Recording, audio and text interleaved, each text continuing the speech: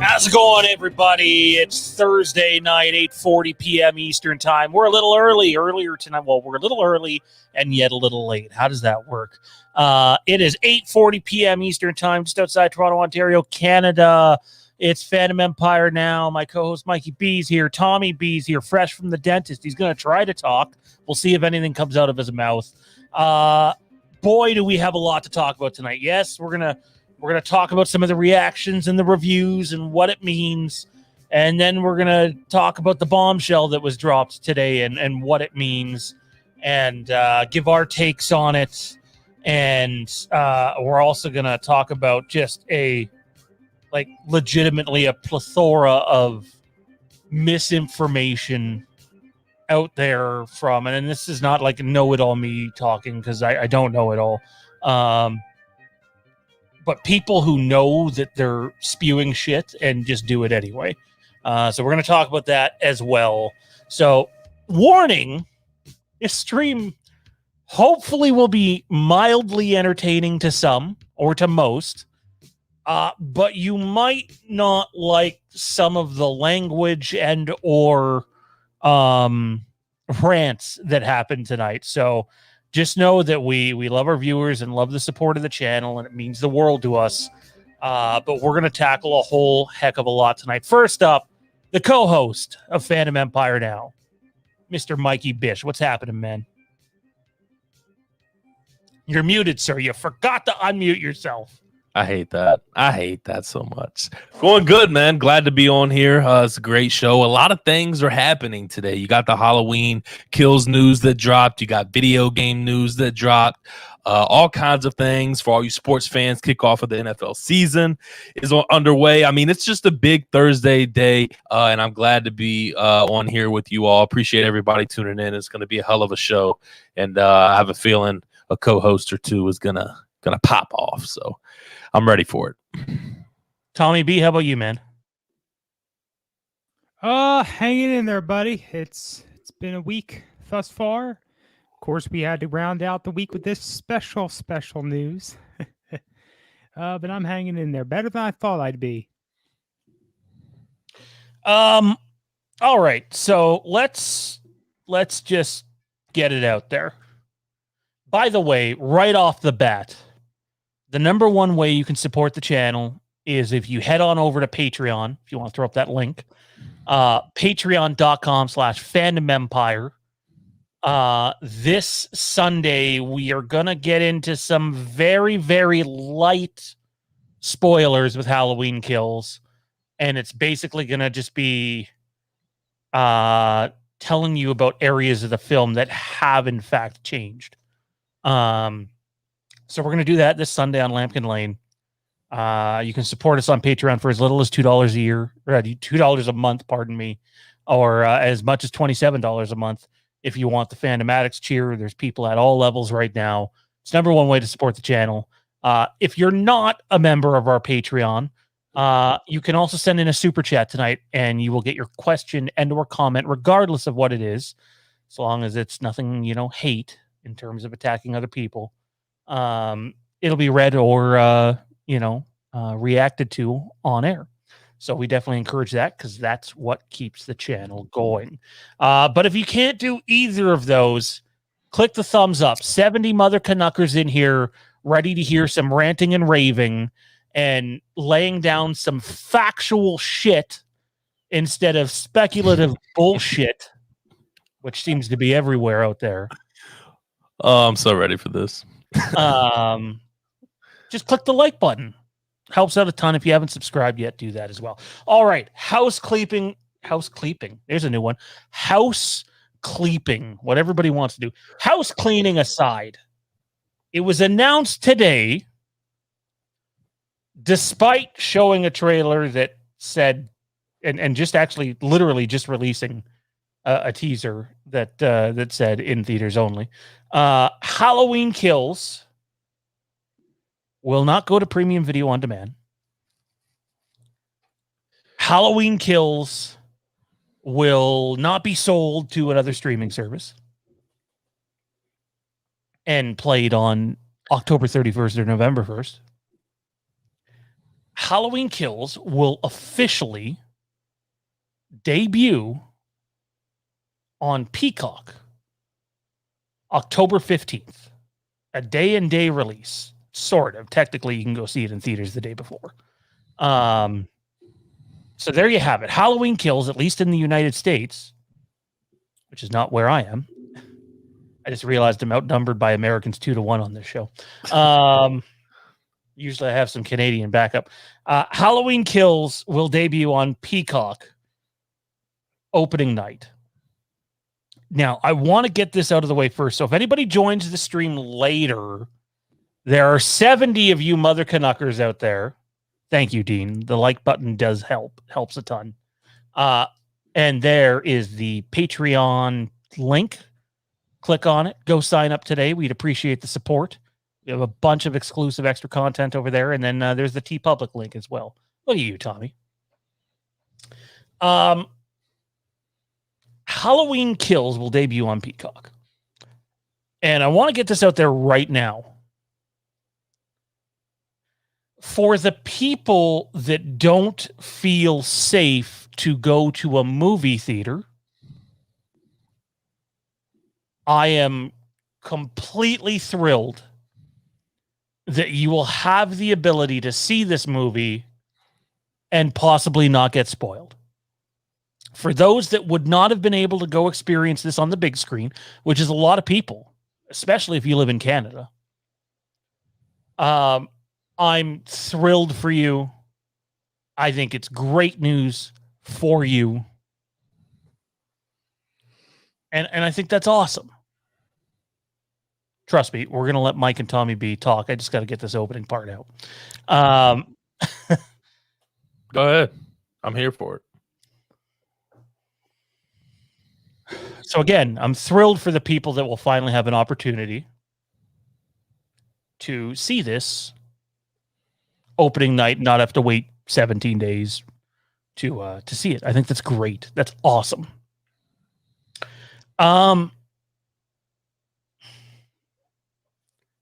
This is complete and utter fucking dog shit. The mishandling of this movie for the last 2 years. And you know what? I don't care if anybody from Universal or Blumhouse is listening. I don't. The channel reads Fandom Empire, not Halloween Empire, although we certainly love the movies. And it's not that I don't respect people that work for either of those companies. It's bullshit. It's dog shit. It's garbage. They could not have handled this fucking movie any worse than what they have. Like, at all. And I wish I could say it's just Halloween, but it's just the way Universal has done business for a while. And yes, I'm not a movie critic.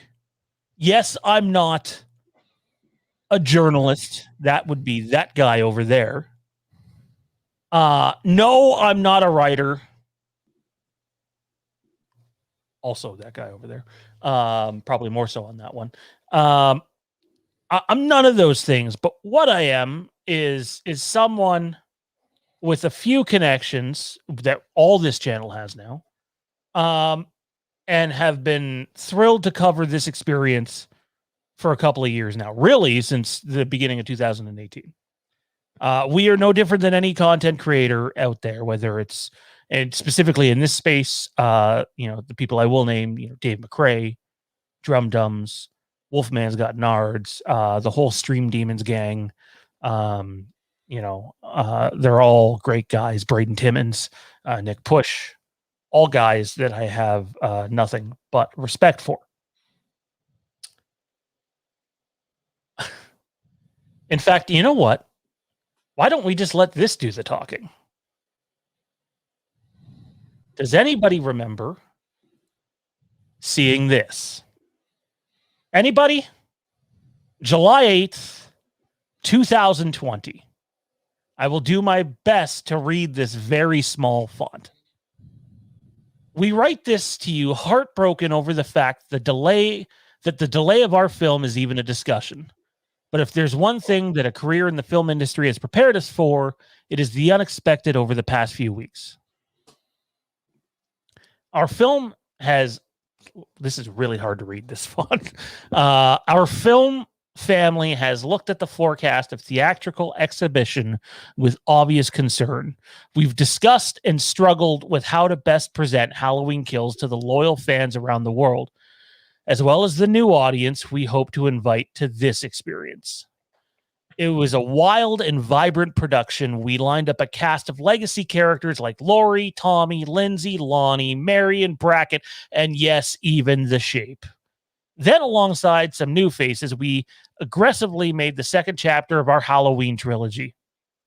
Notice that they refer to it as a trilogy, which technically speaking, it kind of isn't, but the first movie is really just source material that fuels this trilogy.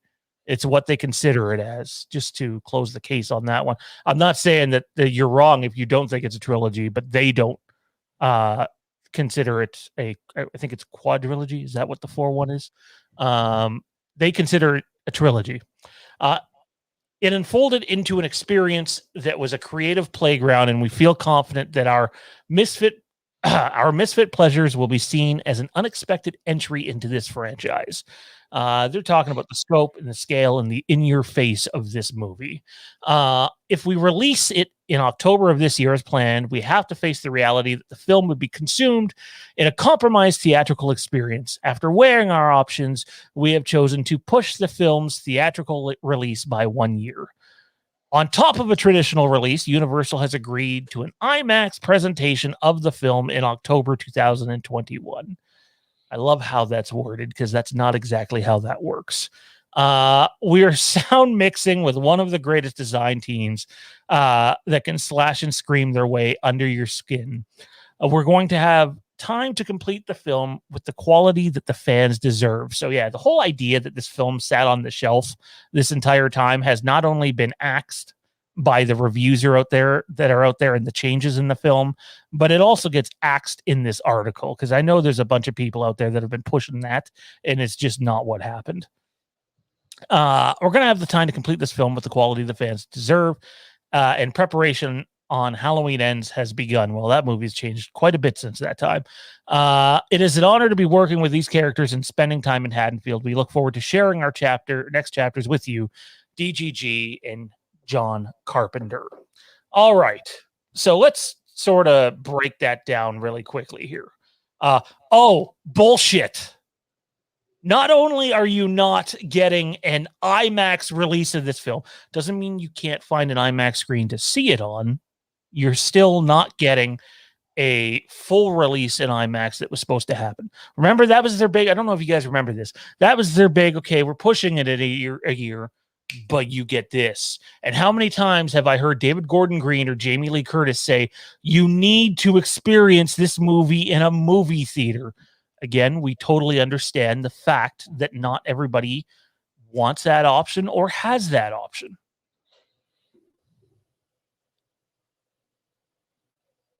Sorry, 1 second. I just want to make sure I didn't just have a...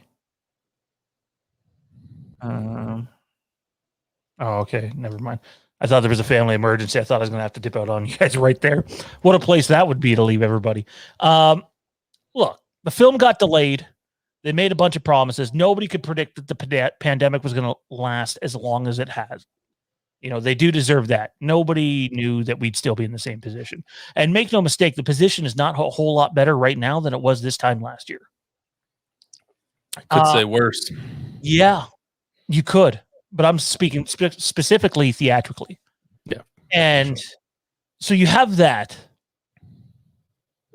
And we already knew they were in tough in the box office with the box office before Venom moved to the 15th and then before it moved again. Mike, I'm going to go to you first, man. I've never seen a film be handled as poorly as this, even in the middle of a pandemic. I'm sorry, I'm not willing to cut them a break on this stream. It's not like they made a streaming deal, which they were talking about. They 100% were talking about. They elected to go the route of, by the way, try to keep up some people in the chat. By the way, thank you. There's 100 people watching this stream right now. That's awesome. And again, I hope that I'm not talking to you guys in like a condescending way. That's not the intent here. I'm just letting you know how I feel as a consumer and as someone that runs a YouTube channel that covers a lot of this stuff. They didn't sell it to Peacock. I can't believe how many people are on Twitter, Facebook, Instagram, MySpace, Windows Messenger, Yahoo Messenger, AIM, Courier Pigeon, saying that they sold it to Peacock. Peacock is owned and operated by NBC Universal. They didn't sell it to Peacock. They're using it as a strategy to try to bring in more subscribers, which I don't think is going to work. Fucking dumb one at that, considering Peacock is free for users of Cox internet or cable. It's exclusive to Peacock Premium, I believe. Yes, but that's free. It's included. I got it on my Amazon is it? Fire I don't know. Stick. Peacock's not up here. Yes, it is. Yep, I'm pretty sure it's the ads one for $5 a month, but $50 a year. You could pay for like $10 a month if you want ads free. But that's not. This is not a money-making move. I have absolutely no idea what they're thinking, because their streaming service, mind you, I'm probably the one on this channel who bitches the most about HBO Max's streaming price. If they were charging something like that, $15, $20, they've gone down a little because they have an ads plan now. That might have helped them a little bit. But this won't. And this doesn't even begin to take into consideration the fact that this film is now going to be pirated on release day in high quality all over the torrents. We are going to dive into that, dude. Hold on to that one.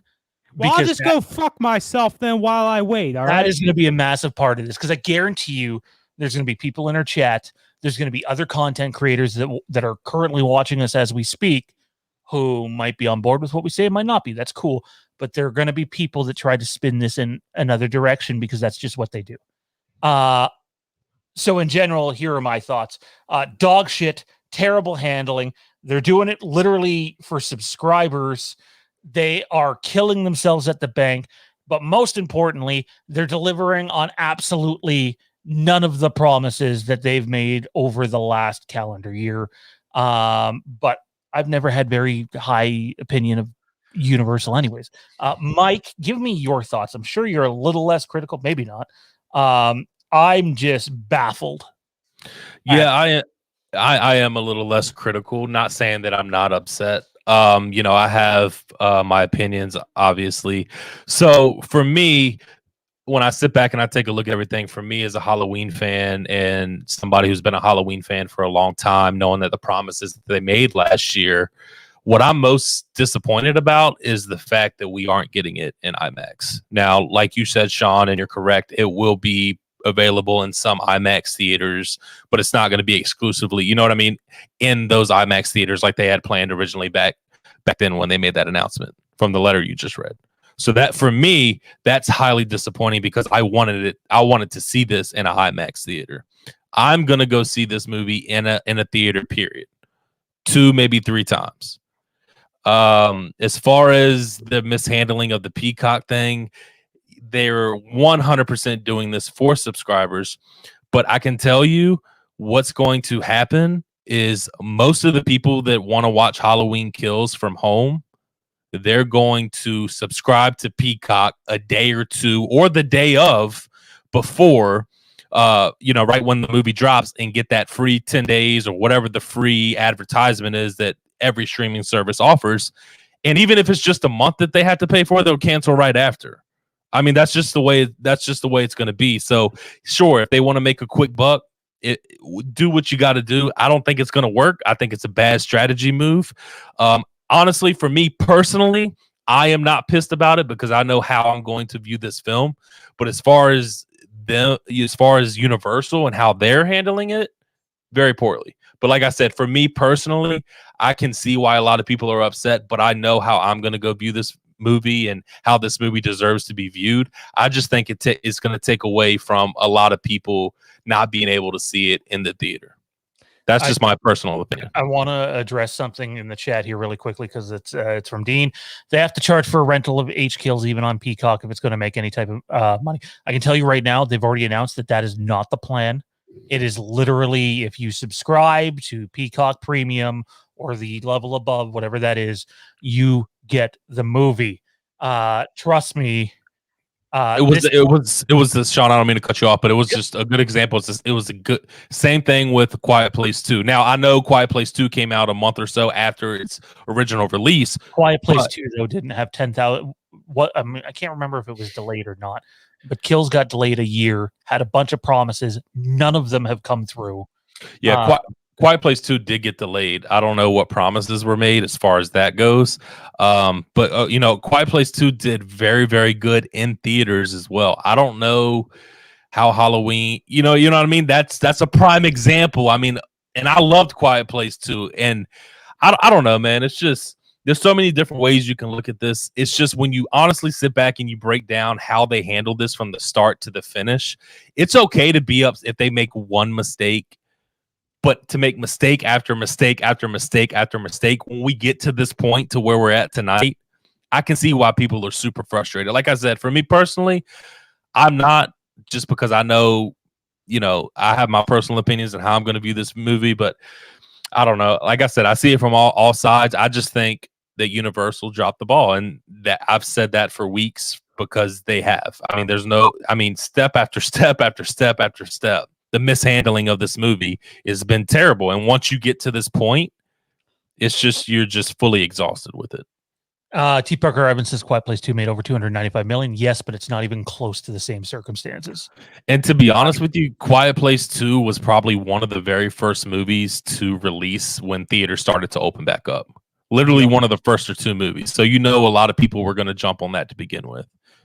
And, not to get into political things, but numbers are a lot worse now than they were then, as far as, COVID cases and things like that. Like I said, don't want to jump into that. I'm just saying those are the facts. All right. We're going to go to Tommy here. Your thoughts on what's been discussed, and if you want to re-enter that lovely bootleg thing, because we absolutely have to talk about the bootlegs and the pirating. Yes, we do. Not if it happens. It's going to happen, and it's going to cost Universal several $1 million. And I know what people are saying. Well, it's not your money. Why the fuck do you care? Well, I care because if the movie bombs, Halloween Ends is still not a guarantee, and it could have its budget reduced. And this is not good. So let me ask you all this. I don't know. I don't know the answer to this, but so if it hits Peacock, and how long is it on Peacock? Does anybody know how long it stays on Peacock once it's released? I'll be totally honest with you, buddy. I've had Peacock since it was made available to us because of Comcast, and I don't think I've ever watched anything on it because they just don't have anything I give a shit about generally. No, I agree, and that's one of the reasons I never got it, because they just don't. Like, I probably turned on for a brief something one time, but that was it. Okay, so I don't know what their schedule is. I don't know when they generally release anything. But this is why I have the idea in my head that if you want to be in one of those first showings on the 14th, you're probably going to have to go to a theater, because it's probably not going to upload to Peacock until midnight or 3 a.m. depending on when they upload stuff. Yeah, that's exactly when it'll upload. It'll act like any other streaming service. Usually Netflix. I know this isn't Netflix, but Netflix wise, they usually go by Pacific time. I think Peacock is the same way, if I'm correct. Either way, I'm going to be there on the 14th. Either way, I'm getting my tickets in advance as soon as they're available to buy. So I don't know. It's like I said, it's frustrating. My thing is just I didn't know if anybody knew how long it would be on Peacock. A month, 2 months. It's staying. Yeah. So so if it's staying, I mean, I don't know. That's for me. I don't know. Like I said, you're getting pissed off now. You're getting frustrated. I am getting frustrated because I understand where people are, where people are coming from now. And then again, I don't know, man. I go back and forth because, like I said, I'm going to view this movie 2 or 3 times in the theater first. But the fact that I have the opportunity to watch it at home after the theater, that intrigues me as well. But like I said, as far as Universal, it's not good for them, is what I'm trying to say. It's just not. It's just not. Nope, but they don't care, do they? Obviously not. Now, like I said, if they want to treat me to Halloween Kills at home after I see it, that's on them, but it's their fucking loss. I'm gonna get into some stuff. If it bombs, it's gonna be our loss. So that kind of sucks too. I think this sealed its fate as a movie that's gonna bomb. I'm not good at box office numbers to go ahead and make such a bold statement like this movie is going to lose money, especially since this is only available in the US. But this just really fucking hurt. Now, I want to look at the chat real quick. Sean, you don't have to find this. It's up a bit. But I made a post a few minutes ago. It's a quote from Variety. I'm sure the same quote is out there. Thank you. The Scary sequel will be available on Peacock Premium subscribers at no extra fee. The service launched in 2020, runs at $4.99 a month. That's the price of an expensive coffee. For its ad-supported tier, or $9.99. I'm not paying no $9.99 for coffee, but that's still pretty cheap. For without advertisements. That's from Variety. I'm sure the same quote is out there in other articles. Look, if this is what they want to do with Halloween Kills, they just really revealed their hand of what the fuck they think of this movie. I hope all the people that a year ago were saying, this goes to some content creators out there, and if you're watching, good for you, because I hope you remember you said this. Not one person in particular. Well, if they release Halloween Kills on a streaming service, they can't go back to just a theatrical release for Halloween Ends. Lots of people said that. I don't think it's true at all, to be honest, considering the times and the circumstances. That could be the case, but there's those people too. By the way, what's up, John? Haven't seen you in a while, dude. Where you been? Where you at? You owe us dinner. No, I'm kidding. Look, there's a bigger aspect to this, and we're going to tackle them. Tommy brought it up earlier, Mike. Pirating. Now before we get into that, we do have to give a nod to something. Pirating is different today than what it was 10 years ago, 15 years ago. You break that down for me. What do you mean by pirating? Plug in whatever new release into Google and get a link on Vimeo that's going to have the video up there. They're generally better with that nowadays. Generally. Granted, I've watched videos when I was middle school, high school. That's how I watched some relatively newer videos, movies. They just ended up on, a streaming platform that wasn't really pleased. And that's how I saw them. That's going to happen. I don't know. Like I said, I don't know how easy it's going to get. But then again, if you're going to go through all that trouble, why not pay the cheap price of Peacock? It's just, I don't know, man. It's just a whole fucking mess if you sit back and really think about it. Like, it honestly just stresses me out to even have the conversation. Some people got their sites. Some people know where to get the hookups. You're right. You're right. They do. Someone sent me a hookup within the past week or so. Not that I generally don't click stuff like that because I don't like giving my computer every single virus out there and try to send it to a dock in a box. I just don't roll that way, and I like paying people for what I consume. Plus, I have most streaming services because I'm a cable cutter. But it's tough. If you know your way around a torrent client, if you know any of the sites that generally exist back there, you're going to find this movie, and you're going to find it within just a few hours of it, hitting Peacock. That's the way it's going to roll.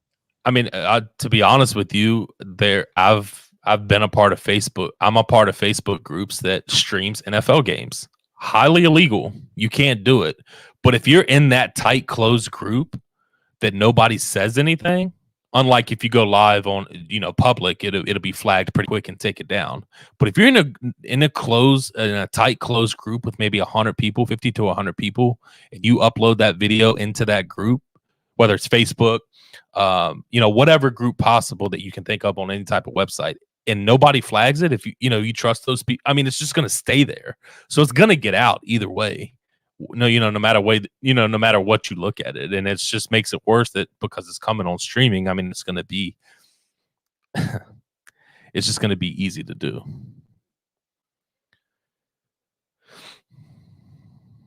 Sorry, I was reading a message sent to me. Just important. Huh. All the messages, huh? Too many. So there's a couple of things here. I want to find where it was, and then I'll get into the bootleg thing or the pirating thing. Remember back when during pirating, granted, I was a little old for this time, but I've had, when I was a kid, like elementary and middle school, pirated movies that came on discs. Like someone actually took the time and put them on physical media. So I would, when I was in high school, I would have people, middle school and high school, I would have people that would download movies on this software called LimeWire. Yeah, and they would just burn it to a disc, and they would sell it in school to people. Like that was a real thing. Yeah, and FrostWire hung around for a few years after that. Yeah, that's gone too now. Yeah, FrostWire, LimeWire. I know all about LimeWire. I burnt my family's computer out because of LimeWire. So yeah, So Wayne says Halloween Ends is already in pre-production. It's a go no matter what happens with So Halloween Kills. I love Wayne Gotke as my favorite last name ever. There's a bunch of movies that go into pre-production and never actually make it into production. I'm not really, me personally, Sean, just my opinion, I'm not concerned about Halloween Ends not being shot, me personally, but I am worried about the budget being affected. Same. I mean, Not that's what I'm worried about. It's not supposed to be this big movie out there, a massive movie ever. But another thing not a lot of people are talking about is the actors in Halloween Kills. Almost all of them get paid on the back end based on theatrical release. Just saying. Now, it was hinted to me anyways that part has already been taken care of. And if so, then I commend speculation. But if so, then I commend Universal, because if you're going to make this move, you better have taken care of that move, because we already see another thing that's going on in Hollywood over the same thing. Obviously, on a much higher level. Halloween is not Marvel. Yeah, I'm not going to sit here and say I believe that. Not saying that wherever you heard that from is lying. It's just the way that Universal has handled things so far. I don't have a lot of trust in them. That's what I'm saying is I wouldn't jump to that conclusion just yet, but it is what I heard. So it'd be one of the smarter moves they've done. I'll tell you that.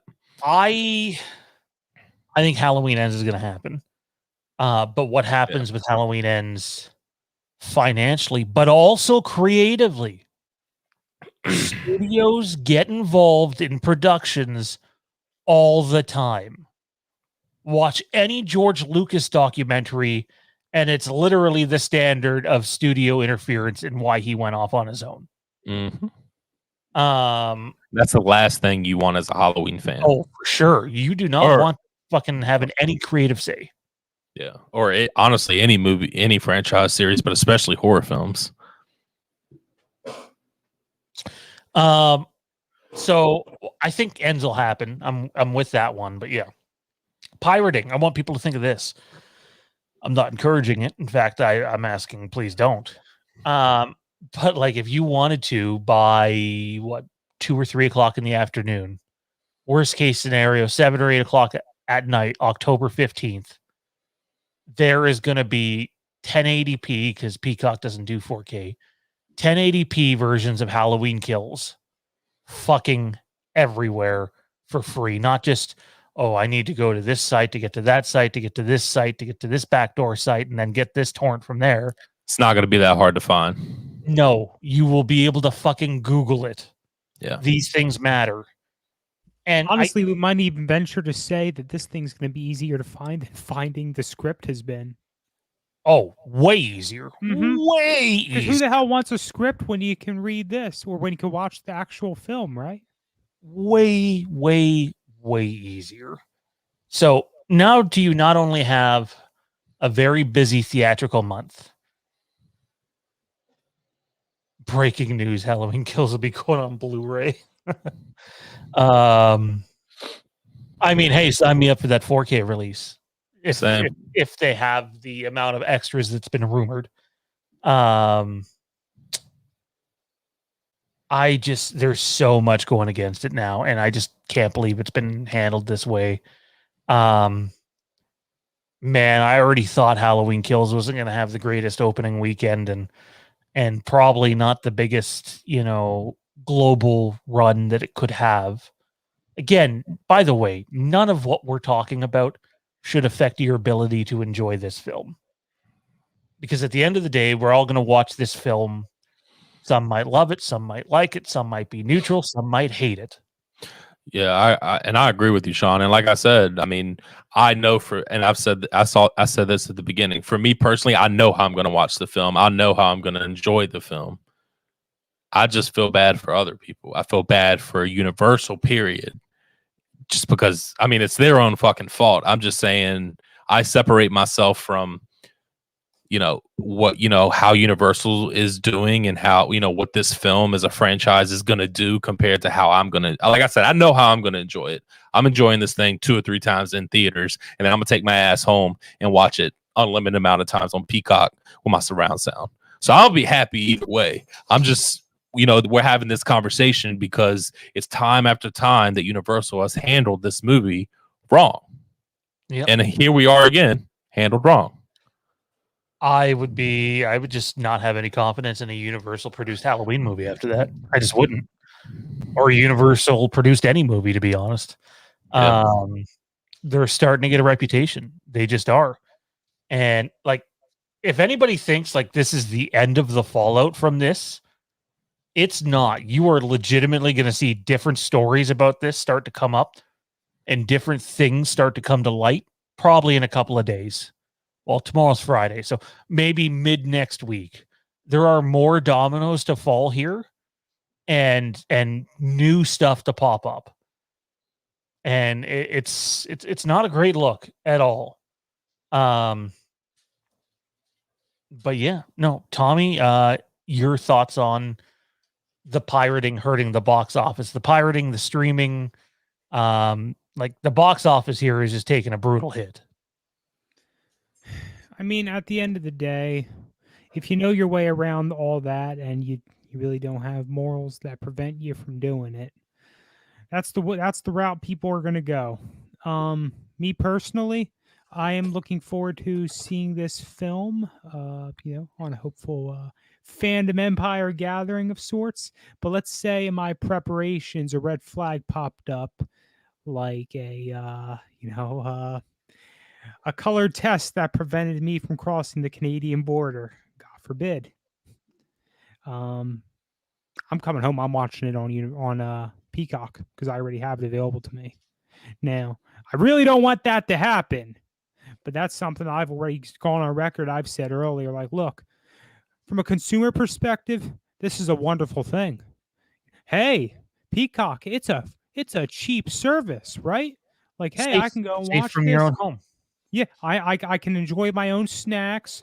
I don't have smelly people kicking my chair. I'm not sticking in seats that have all kinds of... Nobody's falling asleep next to you. Yeah, no one's falling asleep. They have all kinds of bodily fluids all over the seats and floors. Oh, that was a Matt joke. Oh, It shit. was. That's a good one. Yeah. As soon as we left Candyman, he tried to be like, "Hey, man, once I get back from Toronto, we can go and watch Halloween." Hey, Kills. hang on. Like, can we talk about something else too? I can't believe the people. This isn't directed at one person because several people have brought this up today. It's got 16 sort of Rotten Tomatoes reviews and the Hollywood Reporter sunk it and the what was it? Variety sunk it and the Guardian was sort of okay with it and Deadline liked it, but for the most part that this fucking film is a utter disaster and they went with this Peacock deal 24 hours after these initial reviews came out. Just saying the question makes me sick. So I'm going to let Mike answer first because I know he wants to talk about this. What's your question? Well, my question was, is there any, correlation between the two things? No, this was something they had planned already and a deal that they already had in line. Now, it's just funny when they announced it. It was when after all the reviews came in. So I see where people are coming from, but you got to sit back and really think about that, right? It was something that was already planned. I mean, that's a hell of a move if they did it that fast. But I'm telling you, that's not what happened. This was already in the books for weeks, maybe months. This was the plan. This is what they were going to roll with. And as far as the reviews go, especially the negative reviews, I can promise you that a lot of the people that were at Venice and that reviewed Halloween Kills were not Halloween fans. And if you actually read the reviews and you look at what the comments were of why this film was bad, I mean, that speaks for itself. I shouldn't even have to jump into that. Yeah, let's dive into this actually for a bit, though. This was the fact portion of the show. And I feel a sneeze coming, but I'm trying not to let it happen on air. I'm not going to bless you if you do. No, how dare you? Seinfeld episode. Anyway, let's jump into the facts behind this, okay? And there are some clear-cut ones. There's a lot of misinformation going on out there. They did not do this Peacock deal because the film has been reviewed poorly. And what is it, Sean? Rotten Tomatoes had like 11 reviews, maybe, if that. I don't know if it's gone up, but I think it's 14 now, 14 or 16. But real high. But then I see everybody pulling TIFF had great reviews in 2018, so that must mean 2018 is way better than Kills. It's not remotely close to the same situation, and here's why. Halloween 18 was not actually a part of TIFF. It wasn't a movie that they were showing at their festival for the people that go to those festivals. It was a one-night event, Midnight Madness, where like 200 to 250 people in the rush line got in. That's unheard of, by the way. And it's because, how do you get in? People that decide they're not coming. Those people are more often than not reporters or people from different, cast and crew from the movies. The film is actually at Venice. It's not a one-night event. For the longest time, we thought it was playing 13 times. It's actually playing 14 times. And even the seating capacity there is like 50, 60%. So it's still, under normal circumstances, would have played 6 or 7 times. It's actually a part of that festival. Which means, as Mike pointed out, half the people seeing this movie are judging this as if it were the Titanic or Shawshank Redemption or Joker.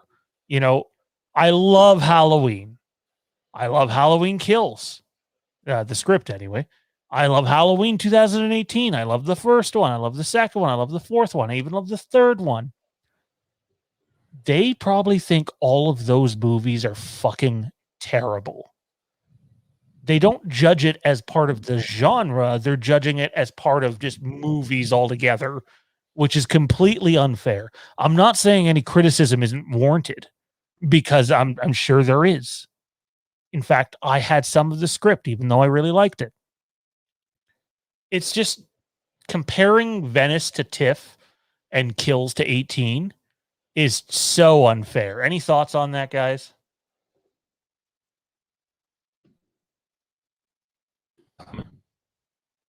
I think my audio might be off here. No, it's not. I was going to let Tommy go. Apples to oranges, No, I mean, I agree with him. And I mean, you always can't go off of Rotten Tomatoes either. No. Sean, what's your favorite Halloween movie? Halloween 4. Halloween 4 sitting at a 29% on Rotten Tomatoes. See? I can sit here and tell you that movie is not worth no damn 29% on fucking Rotten Tomatoes. The audience score is over 50% on Halloween 4. So you can't base it off of that, especially if you want to, especially this early. I mean, come on. I mean, it seems like common sense, but not to be rude or straightforward, but a lot of people lack that. I mean, look, there are plenty of movies out there that if a person sees, whether at a pivotal time in their life or just whatever, they just like the film, your views are not going to necessarily line up with the critics out there. Exactly. Critics look for one thing, you look for something else. I thought I remember the score being worse, but I ended up referencing back to it. And again, some folks might laugh at me. But a favorite film of mine, it's not horror, it's more sci-fi parody. Growing up is old film, I don't know if it's 70s, 80s, called Mars Attacks. It's a goofy ass film. It's got all kinds of weird shit. I guarantee you most of our audience knows what Mars Attacks is. But Rotten Tomatoes, it's only like 50 some percent. I thought it was like 30 some percent. Maybe it used to That be. movie's fucking hilarious. Yeah, yeah. I used to watch that with my pop, and even when I was a little too young to be watching that. But look, that's a film I really like. I haven't seen it in years. I got to revisit it again. But that's a film that doesn't necessarily get received quite well from a lot of critics. And not that we really need an example, because just look at the fucking horror genre. The horror genre is known like, well, these are a bunch of shitty movies. So It's almost like, oh no, this movie's not as good as Joker, so nobody should go see it. No, it doesn't work and if that Halloween way. Kills didn't have the price tag it does, or the suspense that it's been building up to, there wouldn't be so many folks, freaking the fuck out like they are right now. Mm-hmm. Honestly, I've never really gone to Rotten Tomatoes and actually looked, and now I'm just on here looking now, and there's some movies that I really enjoy that have really low scores, and I'm just like, okay, now come on, let's not do this. Venom's at like 30% and it made almost $1 billion. So, Yeah. it doesn't mean it's a good movie, and it doesn't mean it's going to be successful just because Rotten Tomatoes doesn't like the movie. Yeah, I mean, right now Candyman's at 85%. I enjoyed Candyman, so I don't have a problem with that. But there's just some on here that are just outright terrible takes or terrible percentages that just don't even. Well, there's terrible takes there too, for sure. And I don't care what nobody says. I just want to make sure I read this right. I don't care what nobody says. I like the movie The Notebook, and Rotten Tomatoes has this at a 50%. Get the fuck out of here! Wow. Audience score is 85. Stunning. Yeah. The Notebook's only 50%. Yeah, audience score is 85%. Wow. I'm just saying that's an example. Whether you enjoy the movie or not, I'm just, you know what I mean. It's you can't always go off of Rotten Tomatoes percentages. Huh. American Turkey Burger. You just said something that reminded me of somebody else that Tommy and I used to be on air with a lot. Makes me wonder if that's who you really are. Notebook's great. I love the Notebook. But there's a lot of things that just grind my gears about what has happened today. And another one of them is the same people, again, no names, because it's a group of them.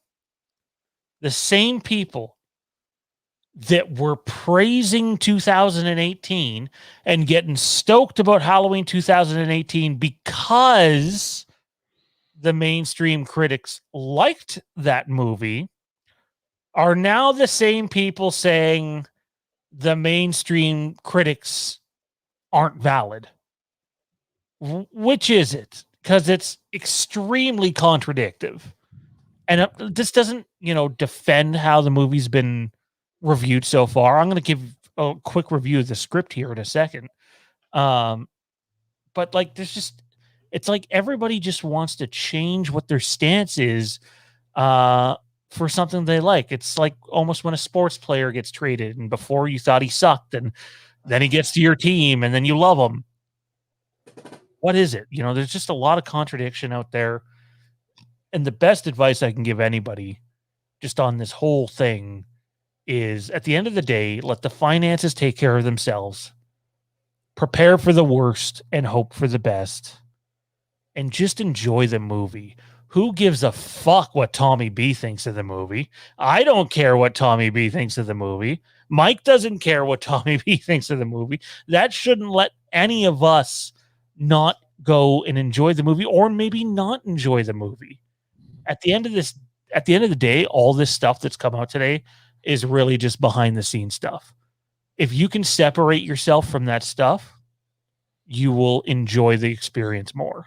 Any thoughts on that in general, Mike? Because I do think that it's gotten to a point, and yeah, even we put some of the attention on that extra stuff, but I don't know if you get any messages about this. I get messaged all the time. It almost gets obsessive. Like, try to separate yourself from that and look forward to October the 15th and enjoy this movie for what it is, because life is short and you have a chance to enjoy a very violent, rabid Halloween movie. Yeah, Yeah, I 100% agree with you, Sean. I mean, I love I love sitting on YouTube and watching reviews. I love hearing other people's opinion on movies and shows and things like that because I just like to open my mind up to all different kinds of opinions. But not a lot of people can do that. I can do that because I don't let that affect me and my opinion of going to see a movie or my overall view on a movie. And not to bring it up again, but I know a lot of people didn't really, I know people that I respect tremendously on YouTube that didn't care for Candyman. Their opinion did not affect mine at all. I thought it was a good, solid movie. So you just have to learn to have your own opinions. And if you struggle with doing that, which I can understand, just don't engage in, where don't engage yourself in other people's opinions where it's going to sway you from, enjoying the film yourself. You should always go into a film with an open mind, and walk out of it. Who gives a fuck if somebody on YouTube with 100,000 subscribers says that this film sucked, but in the back of your mind, you really liked it, but you don't want to be that guy that disagrees with the guy with 100,000 followers. Fuck that guy. Have your own opinion and, enjoy it. Like that Sean thinks Back to the Future 2 isn't all that. Doesn't affect my opinion on Back to the Future 2. It's better than 3. We agree. So, but I know, in the past, Sean said first one is, a hell of a lot higher compared to the second one and definitely the third one. His opinion doesn't affect mine. My opinion on, things that Sean doesn't affect him. You have to have, like I said, open mind is always the best decision to go to. It's okay to have your own opinions. It's okay to respect other people's opinions. That's it. And thanks for coming to my TED Talk. I know what you're doing, Dean. I know what bear you're poking at, Dean. Tommy, just thoughts on people being able to, and obviously we're speaking to the diehards who do want to go see everybody's review and see what everyone else is saying and are hyped for this movie and are worried when behind the scenes stuff isn't going right. That's cool. There's nothing wrong with liking that stuff, but you do need to be able to separate yourself from all of that and sitting back and watching it for the first time. And we're going to talk about some of the stuff that's out there about this movie. Tommy, what would your advice be? I'm assuming it'd be along the same lines. Your job as a consumer of a film, maybe even a fan of a franchise, is to go see it 10 times. You're not a true fan. No, I'm kidding. No, we ain't talking the true fan range. In fact, just the opposite right now. Is to see this film in the way that works best for you and gives you the most favorable viewing experience. I'm not going to lie. I enjoy a movie theater, but I don't enjoy movie theaters as much as Shawnee G here does. I think I'll go to a movie theater 2-3 times a year, maybe a little more, a little less. Just depends. I think the last movie I've seen was The Last Jedi. Not the Last Jedi. The Rise of Skywalker. That's just the way the hand was dealt. It's just the last movie I saw, and I haven't said nearly enough about it, how underwhelming of an experience it was for me. I love the theater too. I really do, but I will tell y'all, I just bought a surround sound system with Dolby Audio. Yeah. And that shit is awesome. It's like I said, if my trip falls through for whatever reason, I'm just not trying to give Shawnee G here a panic attack, but I'm someone who thinks for every possible circumstance. I will be watching this movie on Peacock. Sean's pissed.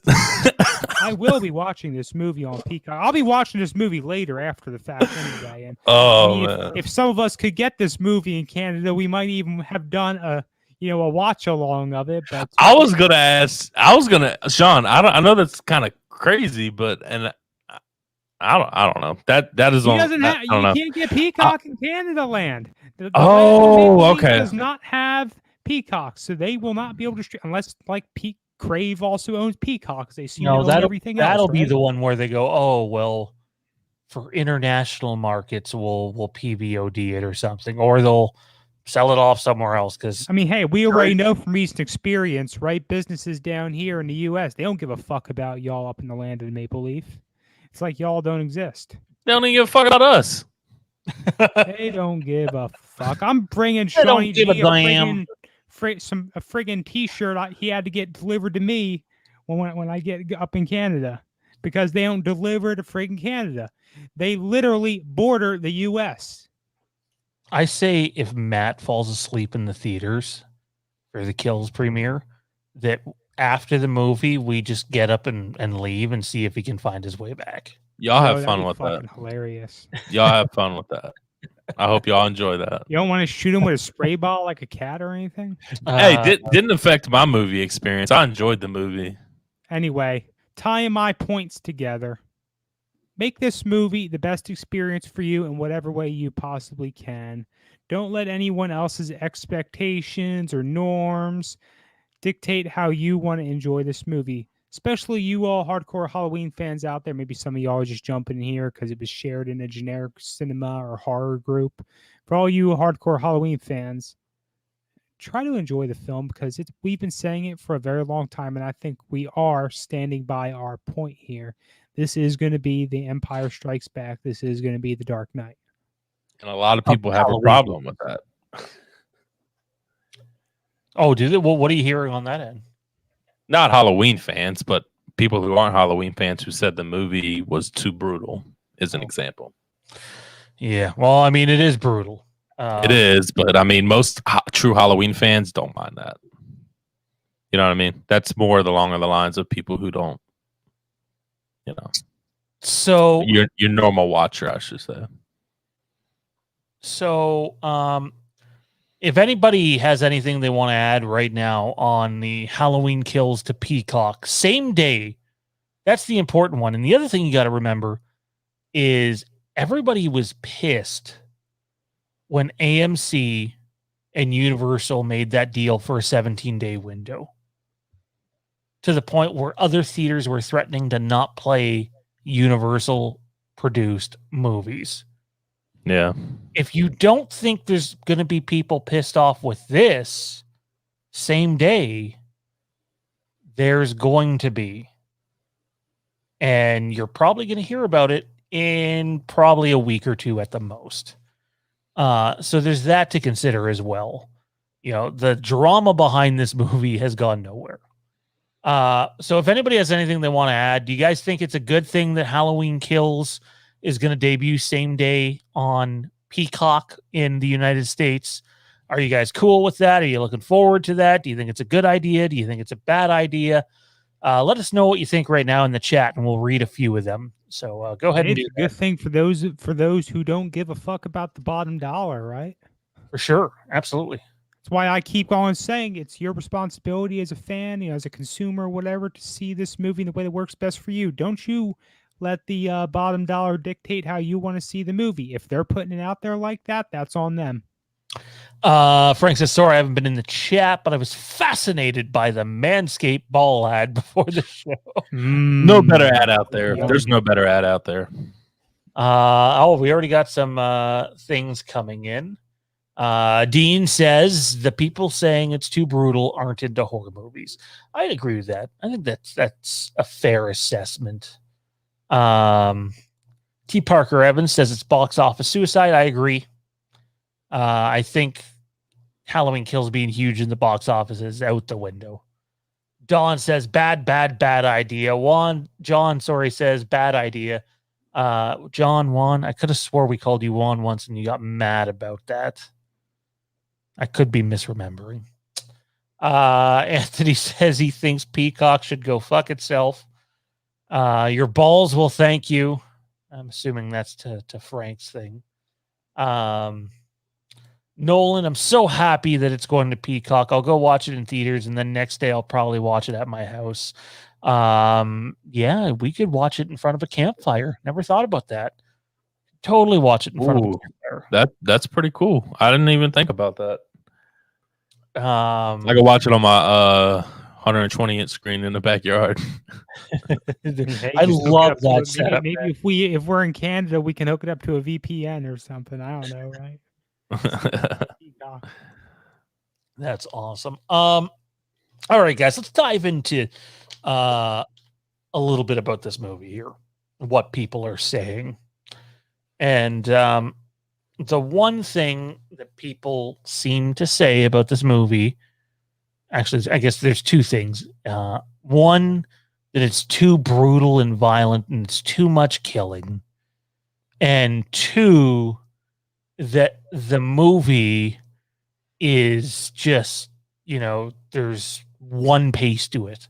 The pacing is terrible.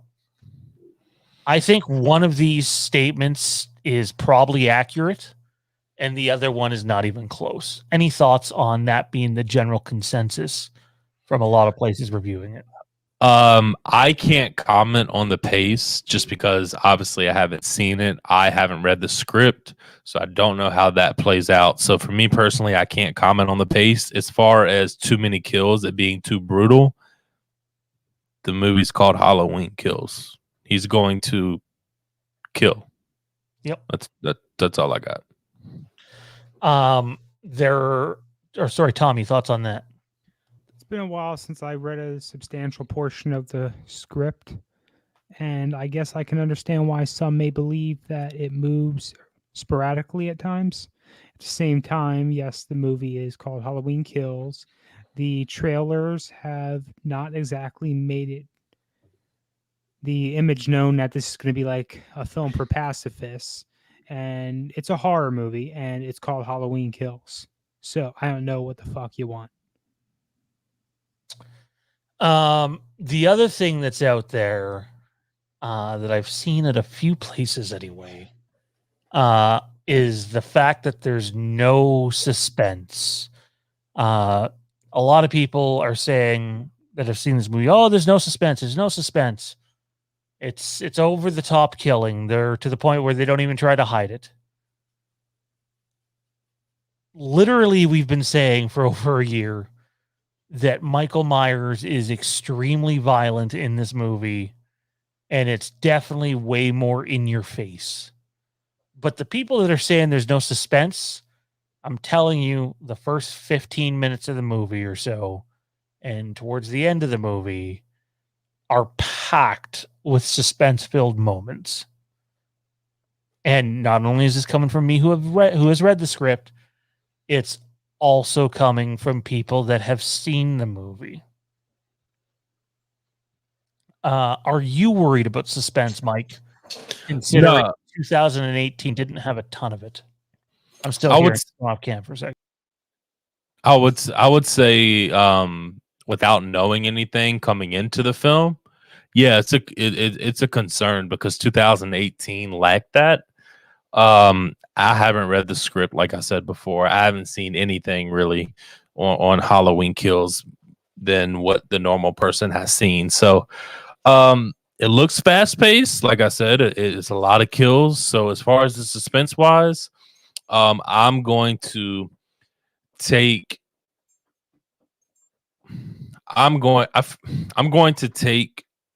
Fandom Empire's word. I'm gonna take Sean's word that there is suspense in this movie, and then make that decision obviously for myself when I go into the theater to see the movie. But if I'm being honest, just based off what I know from 2018, yeah, I have concerns about the suspense in this movie. I mean, yeah, of course, I have the same view as Sean. I have the insider view of the script, both scripts. I've even glanced at the other one, but I never did a full print off of it or anything. I really can't give a valid opinion. And of course, script to screen, portrayal can vary.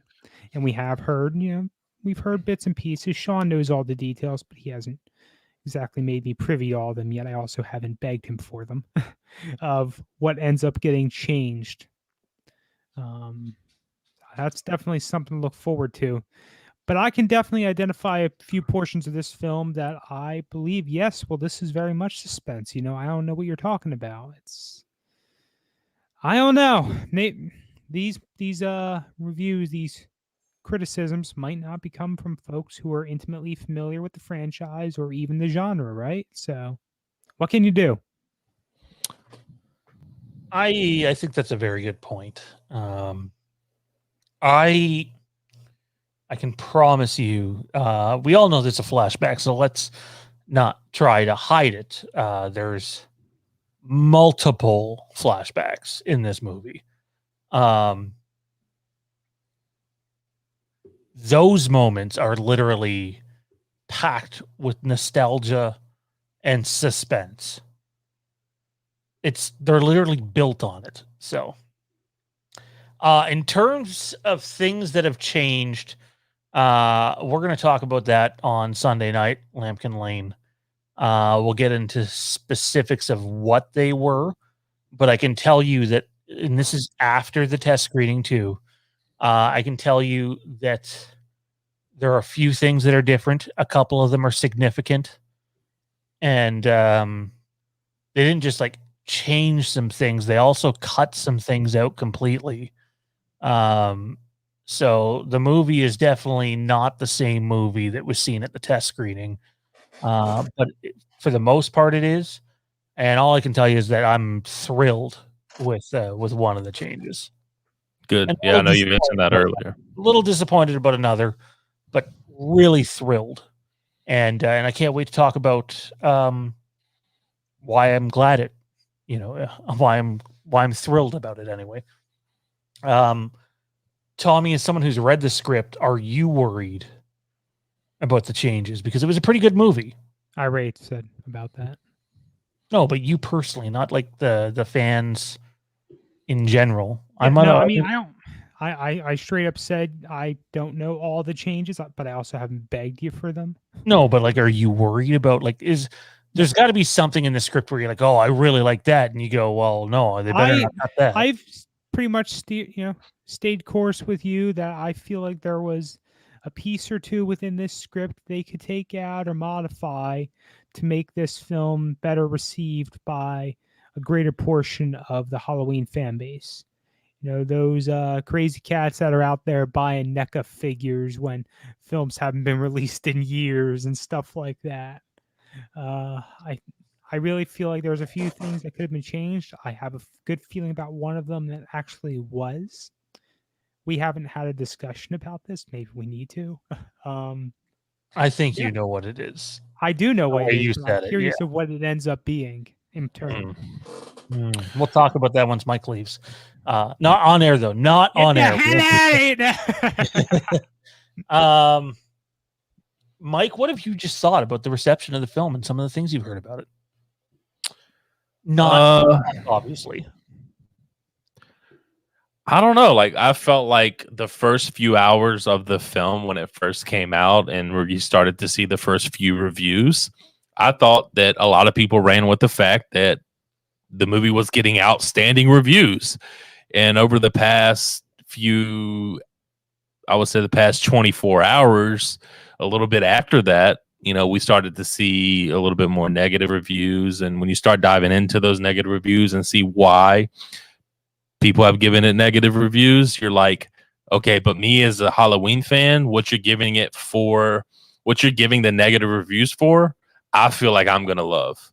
So as far as for me as a consumer and as a Halloween fan, your negative reviews based off what I've read, outside of the whole suspense thing, I'll see how that is when I go into the movie. But as far as too much brutality, too much kills, that doesn't affect me. And that's what I've been seeing most as far as these negative reviews. So if that's what people are complaining about, I'm good. I'm excited. I'm excited either way. Yeah, no, I definitely am too. And I just really want people to enjoy the movie for what it is. But it is exciting to see what other people think, because that's just what you do now, right? Like, oh, what's this person saying about it? And what's that person saying about it? But it doesn't mean it needs to affect you. I would say, in terms of, this is without me seeing the movie. So this is a combination of me not seeing the movie and two of our sources who have. The movie, the flashbacks are very nostalgic. People are going to go nuts. I think it was Dark Universe on Twitter put out, or DUUHD, something like that. A lot of people follow them anyway. They do a lot of horror stuff. Already put out that with how well the flashback comes out, it's going to have people wanting a movie set back in that time again. The flashback is such an important part of this movie. That's where your suspense is. I thought it was great. The way it's written. I can see why people would think that this movie's not paced very well, because it does feel like, okay, we get the suspenseful flashback, and then you're just getting punched in the face again and again and again and again and again and again till right towards the end of the movie. But that gets my adrenaline running. Just you saying that. I don't know. I know everybody's different, but for me, that just, I don't know. That just gets me hyped. For sure. I don't mind being on the edge of my seat the entire movie or 90% of the movie, or saying ooh ah 90% of the movie. I don't need a breather or a break. Like, I get some people do. That's just not me. I can see why someone who reviews movies and think they might be seeing a more story driven slasher, who don't get why Halloween fans and horror movie fans want to see a movie where Michael Myers literally kills more people than there are days in the October or the month of October. That's a hint at how many kills there are, or that how many days there are in October. And people worried about they showed all the kills in the trailer. And well, they did show some important ones. They did. They literally, we're talking slasher records in this movie. Not even a question. I understand why a normal movie critic would see that and be like, well, fuck this. But they don't get that there's a fan base around Halloween and horror that are like, fuck yeah, I want to see Michael Myers kill half of fucking Haddonfield for sure. It's what we've been waiting for. Right. Tommy, thoughts on that? No, that perfectly sums it up. I'm privy to specific portions of this film that are going to have those kills. For some people, the flashback is what they are looking forward to. For that reason, the flashback is not what I'm looking most forward to in this film. And it doesn't take a rocket scientist to piece together what I am looking forward to.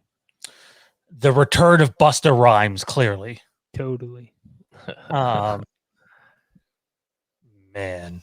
It is what it is, I suppose. We only have Mike for about 7 more minutes here, so why don't we dive into the Q&A? If you want to send in a super chat and support the channel and donate to the channel, and I just saw the whole movie, I wouldn't be surprised. I know there were 2 clips on YouTube. I think one was 48 seconds, and the other one was like 3.5 minutes. And one was taken down before I could see it. And then the other one I seen a small piece of, and it was basically what was in the trailer, but extended. I'm pretty sure Frank is, kidding and being sarcastic, but it wouldn't surprise me that could still happen at this point. We're like, why not at this point, right? Like, yeah, maybe they'll push the release up even more. But let's do some Q&A. What's everybody in the chat feeling? Q&A, anything you guys want to talk about? Let's let Mike answer a few questions. Here, Mike. Here, you can answer this one. Byron's asking me, but you can answer. Do you think Halloween Ends will be delayed to 2023? I don't think so.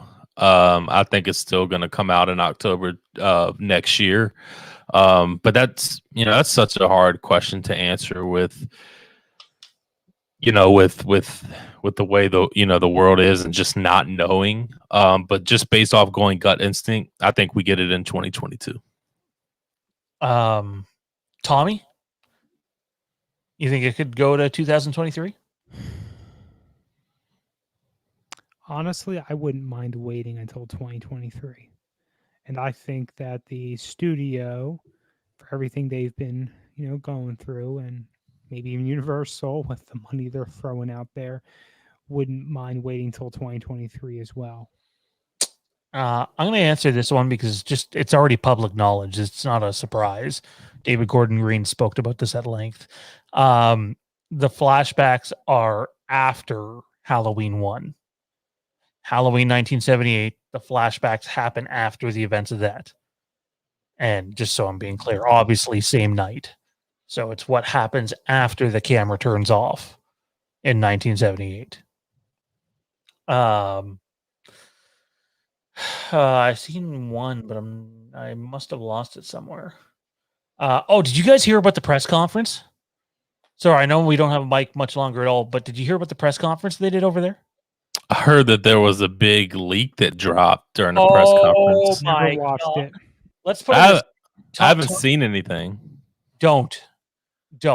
So there's like a big surprise in this film that it's been kind of public for a while, but not to like where everybody would know about it unless you went and looked for it. Sean, I think you know what I know. What do I know? I don't know. I don't know either. Oh, I'm pretty you're gonna sure know, I know what Tommy. you're talking. I think I know what you're talking about. So, but I'm not going to come out and say it. anyways, there's this really big surprise that has to do with the flashback. And they literally spoiled it. Not only that it happens, and then it's not just like a really quick pass away moment, and then they tell you how they did it in the press conference before anybody had seen the movie. You see, I thought we were talking about something different. To me, that's a no-brainer. And it's like, for me anyway, they're stupid for answering it. And the reporter shouldn't have asked it to begin with, because the movie had not been seen. And I've heard excuses from, oh my God, we didn't know, we were live streaming, we thought it was just here, to, oh, it's intentional. No, it's neither. And it's a disaster that ended up happening. I remember something happening like that with a Star Wars movie that came out in the Disney era. An actor basically came out and said, yeah, I die in the movie. So I was surprised that came out. But again, I think I messaged Tommy. It might have been someone else. And I was just like, that's been this movie from start to finish here. Nothing seems to go right. I don't know if you know what it is, Mike. I really don't. So don't go looking. I won't. Don't go looking. Let's see if we can get another question for Mike here.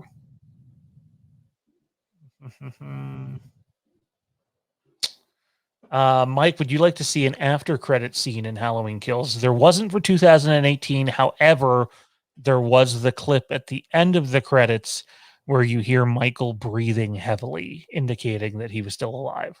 Yeah, so I think I saw Halloween 2018 a day after it released, and everybody was just saying you need to stay to after watch the post credits, watch the post credits, watch the post credits. I was kind of disappointed it was just him breathing. I kind of figured that there was going to be another movie. Obviously, I didn't know for sure, but the fact that he was just breathing was like, that was kind of disappointment.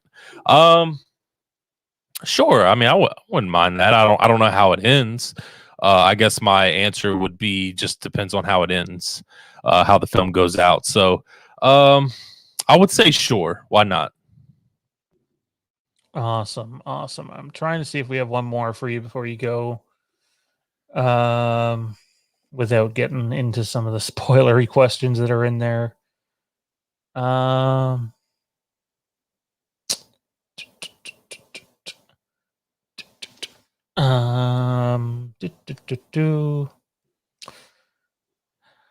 are we here?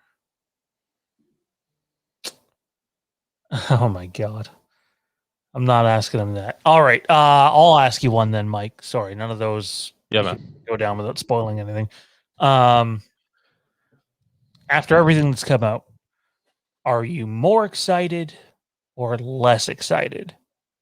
I would say more, to be honest with you. I knew that this was going to be a very high scale movie as far as the kills. But the way that people are talking about it, it's just, that's what I want. That's what I wanted. And like I said, that's what I expected. But the way that everybody is talking about how high scale these kills are and how many kills there are, I'm very excited. So I would say more excited, Sean. Harry pointed that out about Back to the Future, man. I don't know if you had a chance to read that. There is no confirmation that ends is 3 years after. I actually believe it's 4, though. It's I've 3 heard or 4. It's 4. one of the 2, but 4 seems to be the I common think we've been consensus. throwing around 3 as the minimum since this, piece of information came out in the, before the mag hit the shelves. And our chat mod Frank Riker had one for you.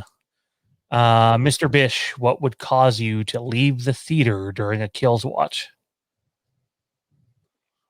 It's a good question. I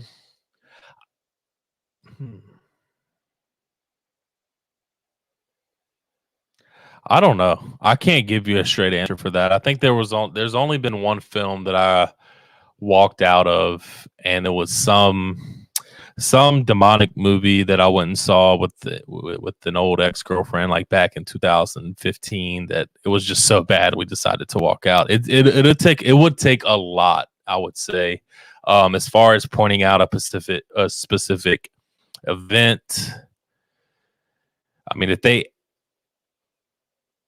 yeah, it's kind of sport. Yeah, I can't say nothing. So it would take a lot. I'll just go with that. I don't know if there's a whole lot of anything that could make me. Sorry, I was reading the chat. I don't think there's a whole lot of anything that could make me walk out of the theater unless it was people in the theater, not what I see on screen. Yeah, I agree. Mike, we know you got to go, dude. So Tommy and I are probably only going to go for 10 or 15 minutes anyway. But where can everybody find you at, man? Sorry, I was just reading Frank's comment in the. Yes, Frank. Actually, no, Frank. I would stay for that. Karen's daddy. Oh my God. Yeah, you can follow me on Twitter at @MichaelBish_ or on Instagram at @mbish_. Awesome stuff, man. Awesome stuff. Good shit as always, man. Yeah. We'll see you next Thursday, dude. Awesome. Can't wait. Alrighty, there he is, Mikey Bish in the flesh. And then there were 2. And now we in the Tommy B show. Special Alrighty. segment. Today we are going to talk about the world. Special segment. Hey, Frank, how are those Yankees doing? Just saying. Just saying. Sean, what is the meaning of life?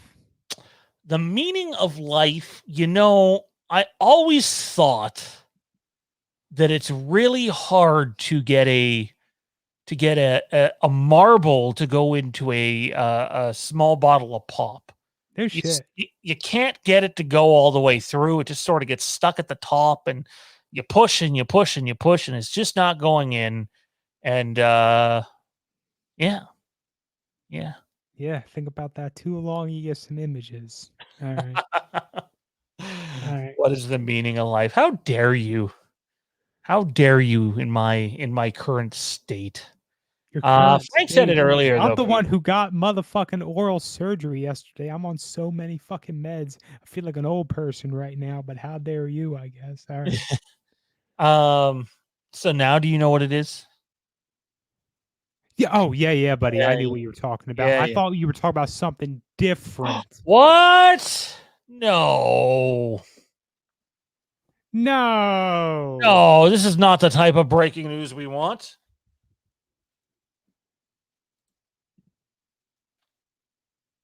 I'm not seeing it.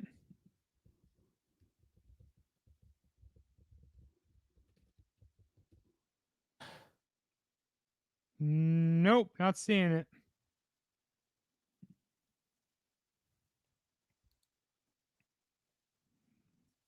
I don't see it. I don't see it either. I think we just got had. Yeah. Fuck off, Chew. Don't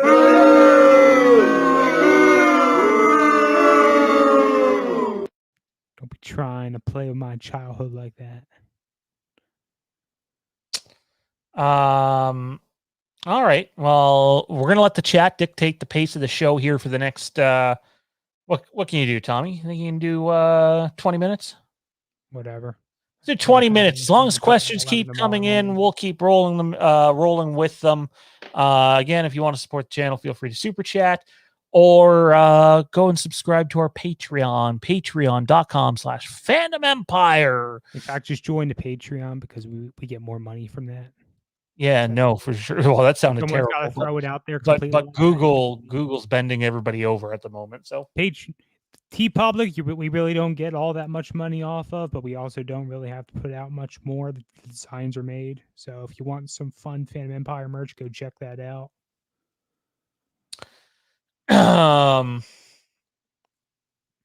Yeah, I'm not going to talk about that. So I don't know why you would ask that. What'd I say? Not you. I'm looking at the chat. You won't be hard to pick up the question. Okay. Nice try. Not taking the bait. Sean, can I give up anything about the opening credits? I can. That's something that changed. The opening credits have changed. And I don't mean they've changed from 2018. I mean they've changed from what they originally did. And from the sounds of what they're doing with this one, I really, really like it. Like, I like it so much that it's something that we consider doing for the movie that we're working on. So, yeah, I can tell you that about the opening credits, Mr. Zacharoni Drabroni.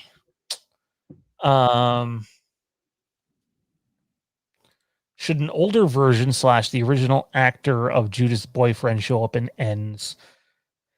Oh man, how old would that person be? I'm not interested. It doesn't do anything for me either, but like that person would be like 80, 85. Do you really want to see 85-year-old whatever his name was for some 30 seconds, Diane? Like at least like Rob Zombie kills him, right? Yes, he does. I just don't know.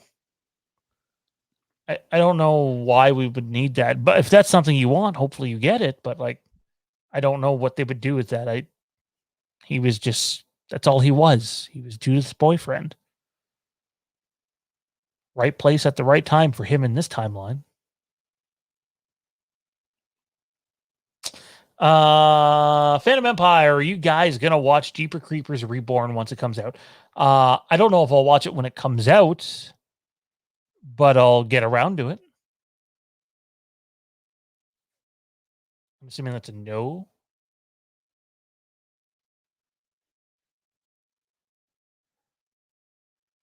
Judas' boyfriend? No, dude. That's I almost said too much there. That's from 19. Don't do it. That's from 1963, not 1978. So if you're born in 1963, you're 40 in 2003 and 58 in 2018. The problem was he wasn't 0 in 1963. Oh man, Dean, I'm high, and I think I might have just math better than you there. Unless I'm so high that I'm actually wrong and Dean's right. But I'm pretty sure, if we assume her boyfriend was somewhere between 15 and 18, he's in his 70s or 80s for sure.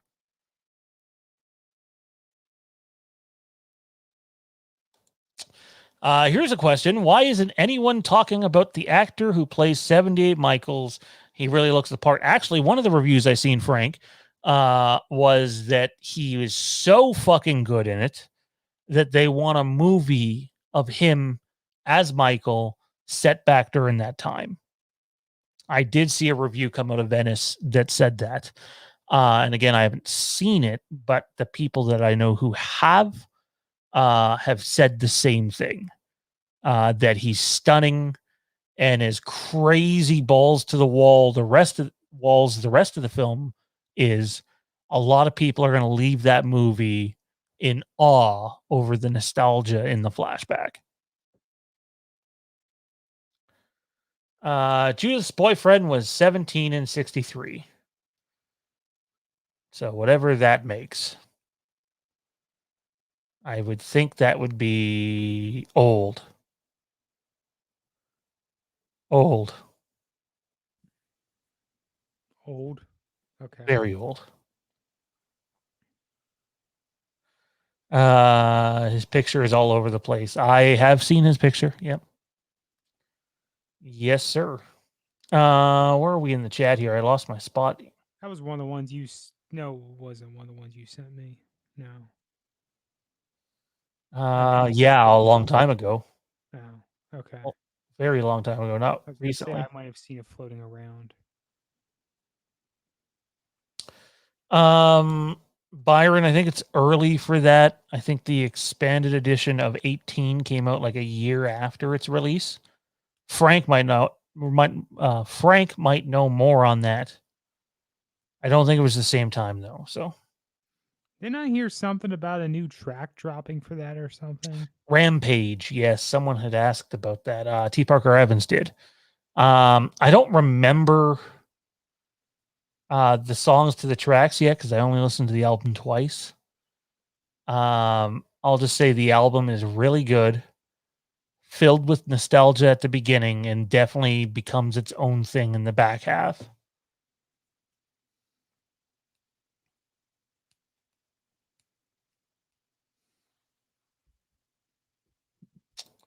Wrong movie. Wrong movie, sir. Wrong movie. And I guess we'll find out when the next one comes out. What do we got here?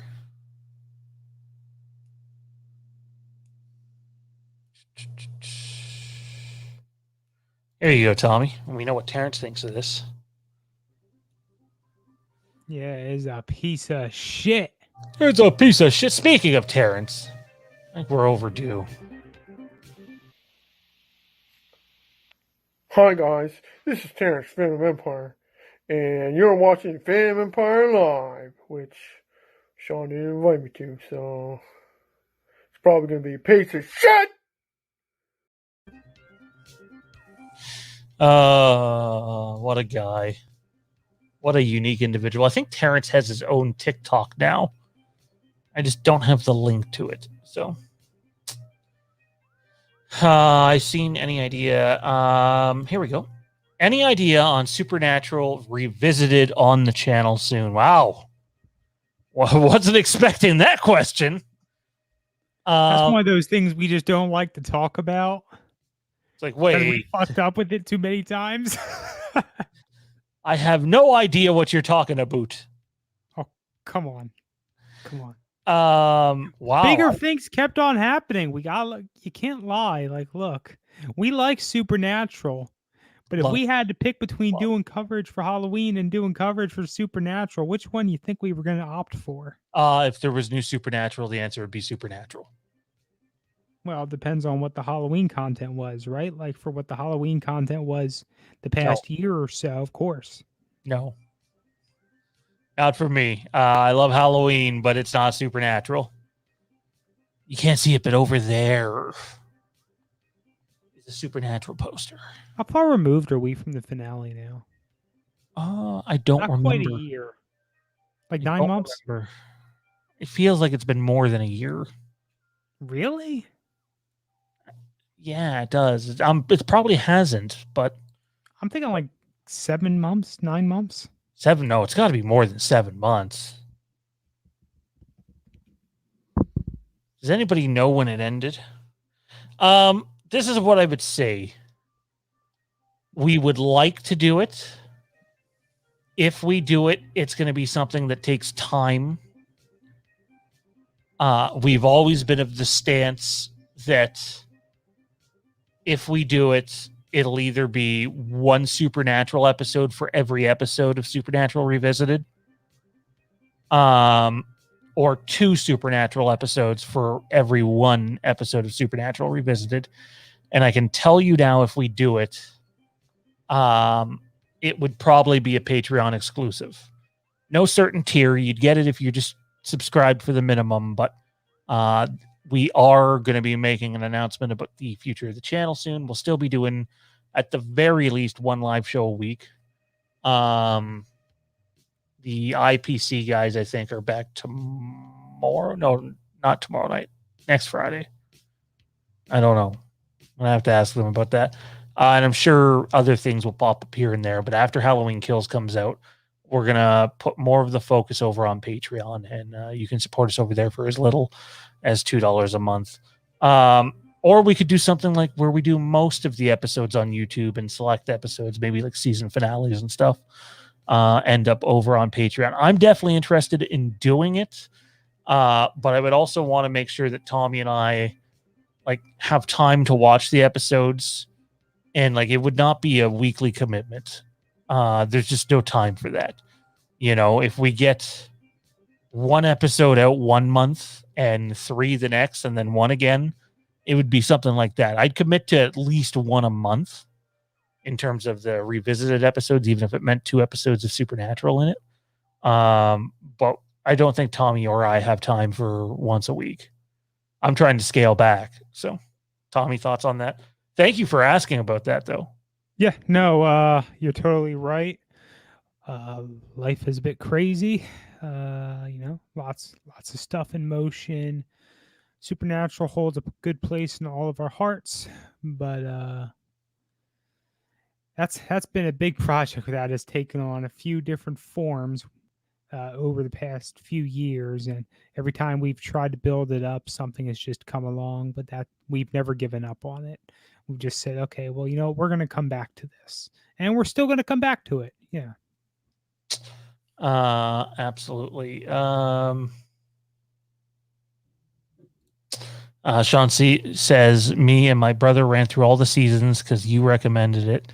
But I love Halloween. That's awesome, man. I hope first of all, that's a lot of seasons to go through. I remember when Toronto Freddy was doing that, and he fucking went through it so quickly.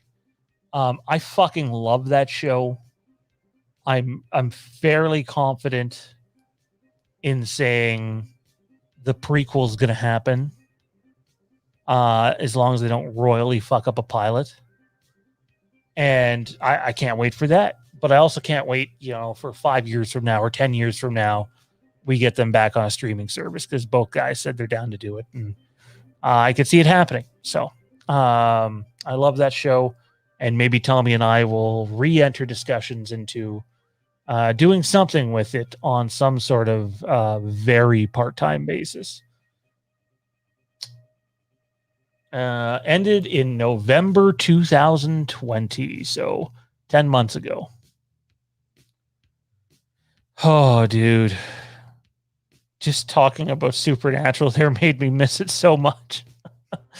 Why'd you do that to me, man? I'm emotional right now. Oh, yeah, you were pretty emotional for days after the show ended. Sean, when do Haddonfield filming again? She means Haddonfield to Vanish. Well, we have a really, really exciting announcement about that coming up soon. We already announced that Haddonfield to Vanish had been delayed because we could only get together with so many people. It's just really hard at this time. However, in the process of waiting for Haddonfield to Vanish and us trying to get it back out there and finish what we have put together so far, we had decided that in Haddonfield to Vanish, it was originally constructed that there was a found footage portion of that film that took place 2 years prior to that during the movie. And instead of having that in Haddonfield to Vanished, we're actually going to deliver that to you this year. We're trying really hard to have it out for October 31st. And we film again on it the weekend Tommy's down. Tommy and Matt, hint, hint, nudge, nudge. And then we film the following weekend, and then probably a weekend editing. So if it doesn't come out right on Halloween, it'll be in November. And so instead of it being in that movie, it's going to serve as a prequel, and we're going to have fun with it. I hope people keep an open mind, but it's going to be fun, and I hope people enjoy it because we have something fun prepared. And if you like Cloverfield and those type of movies, then you might like this if you're a Halloween fan.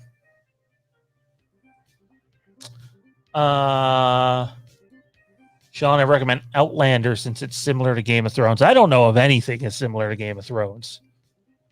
Man, I'm rewatching it right now, and holy fuck, it's the highest quality TV ever made. I've never known of a show celebrated so much for all of its incestual scenes.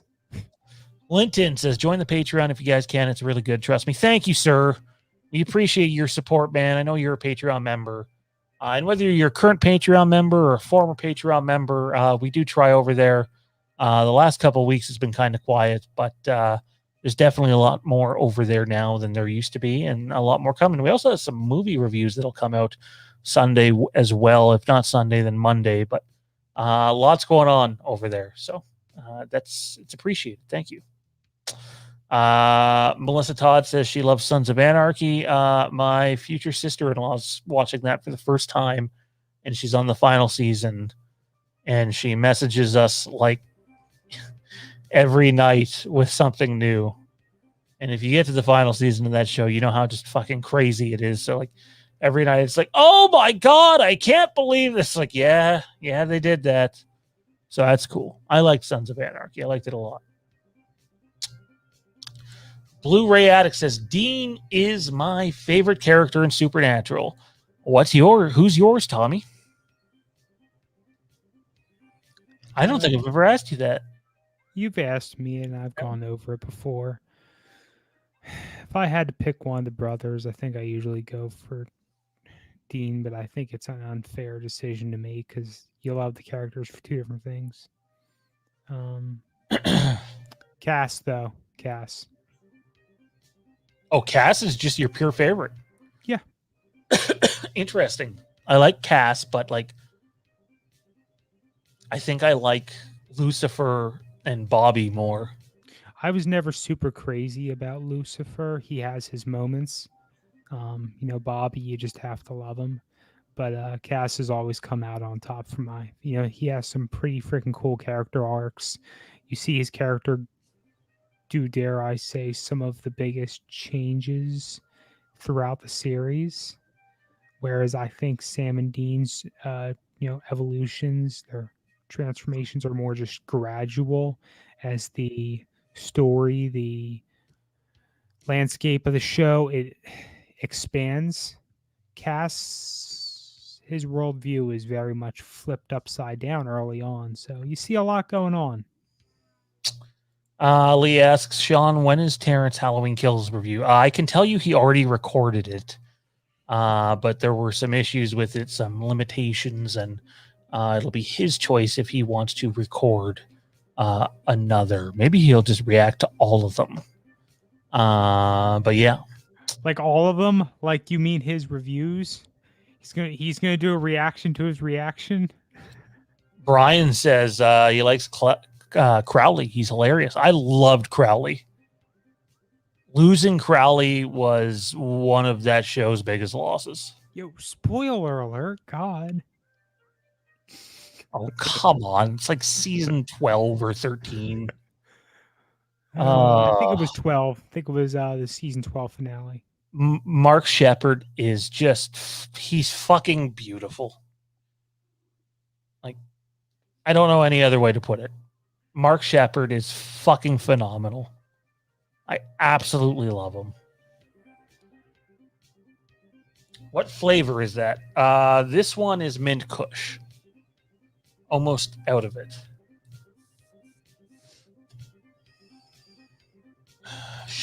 Sean C says Dean, Cass, and Lucifer were my favorites.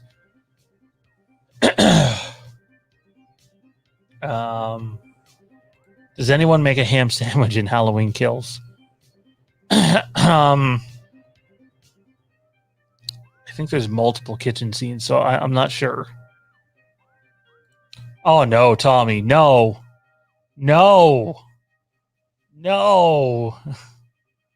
I didn't mind Rowena. I know you didn't mind her. I fucking hated her. She went through some good changes. Rowena and Kevin. Ugh. Well, Kevin was just awful. Kevin Tran. Man, they really tried to shove the whole Kevin thing down your throat. Frank, yes, he was. Yes, he was. I totally agree. Kane was awesome when he was in it. I love the actor's performance. And all those guys that work on that show are really close to all the conventions they do together. They could have done more with him. I think there's missed opportunities in the last 2/3 of Supernatural, to be honest. What was the Dean's friend, the vampire? Or no, he was a vampire, right? Or am I thinking werewolf in Purgatory? Was that Billy? He was a vampire, and it's not Billy. I don't remember. I think he was another missed opportunity, to be honest with you. He had some moments, but I feel like they could have gotten more out of him if they wanted. They could have made him like an antagonist if they felt so led. I fucking hated the whole Kevin thing. I love that just out of nowhere, this has become a Supernatural chat. No one could have predicted that tonight. Sam and Dean were my favorite Supernatural characters. Sam, I always thought, was the calmest of the two brothers. He is, for sure. Sammy lived in the end, and Dean sadly did not, which I still think was not the right choice. And Benny, that was it. Benny, yeah, who got that Blu-ray? Thank you. Yep.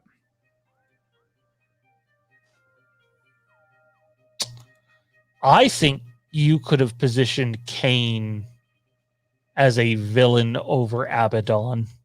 I hated the Abaddon stuff. I take the Leviathans and Dick over Abaddon. I take season 6 over Abaddon too. Or is it Abaddon? What is it, Abaddon or Abathon? I can't remember, Tommy. It doesn't matter. Abaddon. That's it. Sorry. Abaddon.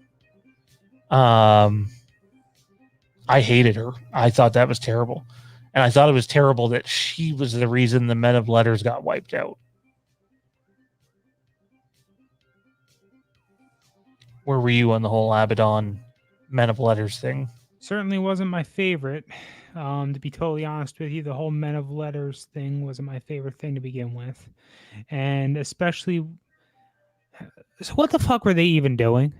Like, they built this whole thing up. They did some lore background, and we're Sam and D Winchester. We're backwoods style hunters. We steal credit cards and do this and that. But now we're living in this bunker. We're the continuation of the Men of Letters. And of course, you get a little more backstory on that. You see like a lineage. But then you got this whole British Men of Letters that they come in for a season or two, maybe season and a half, and then they just go away. You never see them again.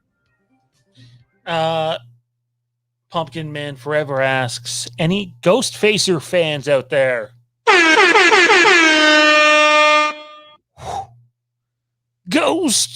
Ghostfacers. I fucking loved them. They were great.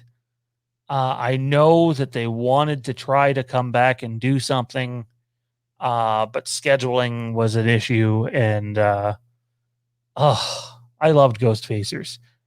I think Pandemic probably wasn't helpful either. I mean, they wanted to do that finale a lot different than they actually did, but I can't remember how Tommy feels about the Ghostfacers, though.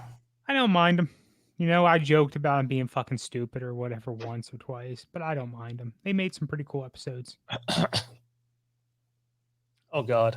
That one went down the wrong pipe. American Turkey Burger. Does Halloween Kills end on a positive note? The movie is called Halloween Kills. You tell me. We're going to kill Halloween.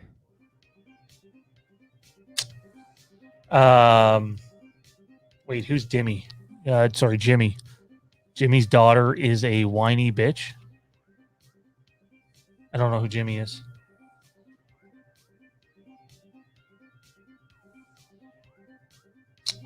I'm amazed I saw Mona, the waitress Dean talks to, because she looked very similar to Mona, a waitress that served me in Chicago deep dish. Dean talked to a lot of waitresses. Which one are we talking about exactly? Oh, okay. Oh yeah, Jimmy Novak. Yeah. Yeah, Mr. Novak. I didn't mind Claire. I didn't mind her. I enjoyed her character. I, to this day, am pissed off we will never get Wayward Sisters. I think Wayward that is one Sisters of was a the biggest massive missed opportunity. fuck up CW has ever done in this whole Supernatural franchise. One of the biggest fuck ups. Agreed. Where are we here? Sean C. The episode of the episode of Ghostfacer's episode were the one they made up Slender Man and didn't tell the partner what. I think that was their last one. I think that's their final episode, which is unfortunate. Will we see the original White Mask in Halloween Ends? You'll see the original White Mask in Halloween Kills, but that's already public knowledge. So, yeah. Do I agree that the first 5 seasons of Supernatural were the best? Yes, I do, because when I do my rankings, that's them. Not necessarily in that order, but... See, I always have a very, very hard time with this question because I understand this show, the franchise would have benefited if it ended at 5 and then maybe they did spin-offs or whatever. But I also enjoy a lot of the world building they do as they go beyond season 5. So it's tough because the show is a completely different show by season 10, season 11, season 15 than what it was in season 5. It's a hard question. It's not the same show anymore. Bring back the original Death Actor. He was amazing. I hated Billy. I didn't hate Billy to the same degree you did, but I will agree she wasn't the best. She was okay. She had her moments. The Bloodlines backdoor pilot was lame, in my opinion. That is by far the worst episode of Supernatural ever. And I think almost every Supernatural episode list has that as the worst one. Yeah, the worst Supernatural episode ever. Oof to the people who thought that was a good idea. Brian, Jody, and Donna together was funny. Yes, it was. It was gold. It was laying right there. And it didn't happen. And I do know for a fact that Jensen Ackles and Jared Padalecki were not thrilled that the CW passed on that.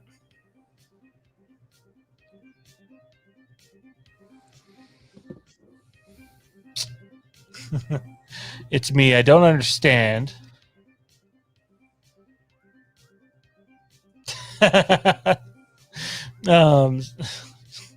I don't understand why you're so worried about streaming, because if you're a true fan, you will go see the movie in theater and stop. Is this guy fucking with us? This one's fucking with us, right? Look, I made my point very early on in this stream. As a consumer, as a fan, you are responsible for your own viewing experience. You do what you think will create the best viewing experience for you. Now, if you're like Mike Bish and you just got the best surround sound, yada, yada, so on and so forth, you got super ultra big mega TV size, 100 billion pixels per quadrisecond, and so on and so forth. Just watch the damn movie in your own comfort of your home. You know, eat whatever snacks you want. No one's going to get mad at you for eating out of the fucking gallon of ice cream. It's all up to you. Now, if you want to go see the movie in theaters, you want to, you feel completely safe with that. You meet your local requirements. You want to go with a movie crew. Maybe they don't want to sit around your TV at home. That actually looks like it came out of the 1950s. Then that's also your prerogative, Do what works best for you, your financial situation, your geographic situation, however you want to remember the film, however you think is going to make this film the most memorable experience for you, especially you Halloween fans out there. Sean C's favorite episode is Mystery Spot episode where Dean died like 100 times. Sean, that's fucking awesome, because guess what, sir? That was French Mistake, favorite. Wasn't it? No. It's Mystery Spot. It's the Groundhog Day episode. Dean keeps dying, and it's a trickster that did it, and Sam's got to live through it every single day. Wasn't that one? What was the French Mistake? What was the French Mistake? French Mistake is where they're playing themselves basically, and that's yeah. another great episode, top 10 episode for me for sure. Very meta. I fucking love that episode. Mystery Spot is great, and if there's anything that this chat has done tonight, it has fueled me to go watch Supernatural again. So I'll have to get with Tommy and see if we can figure something out.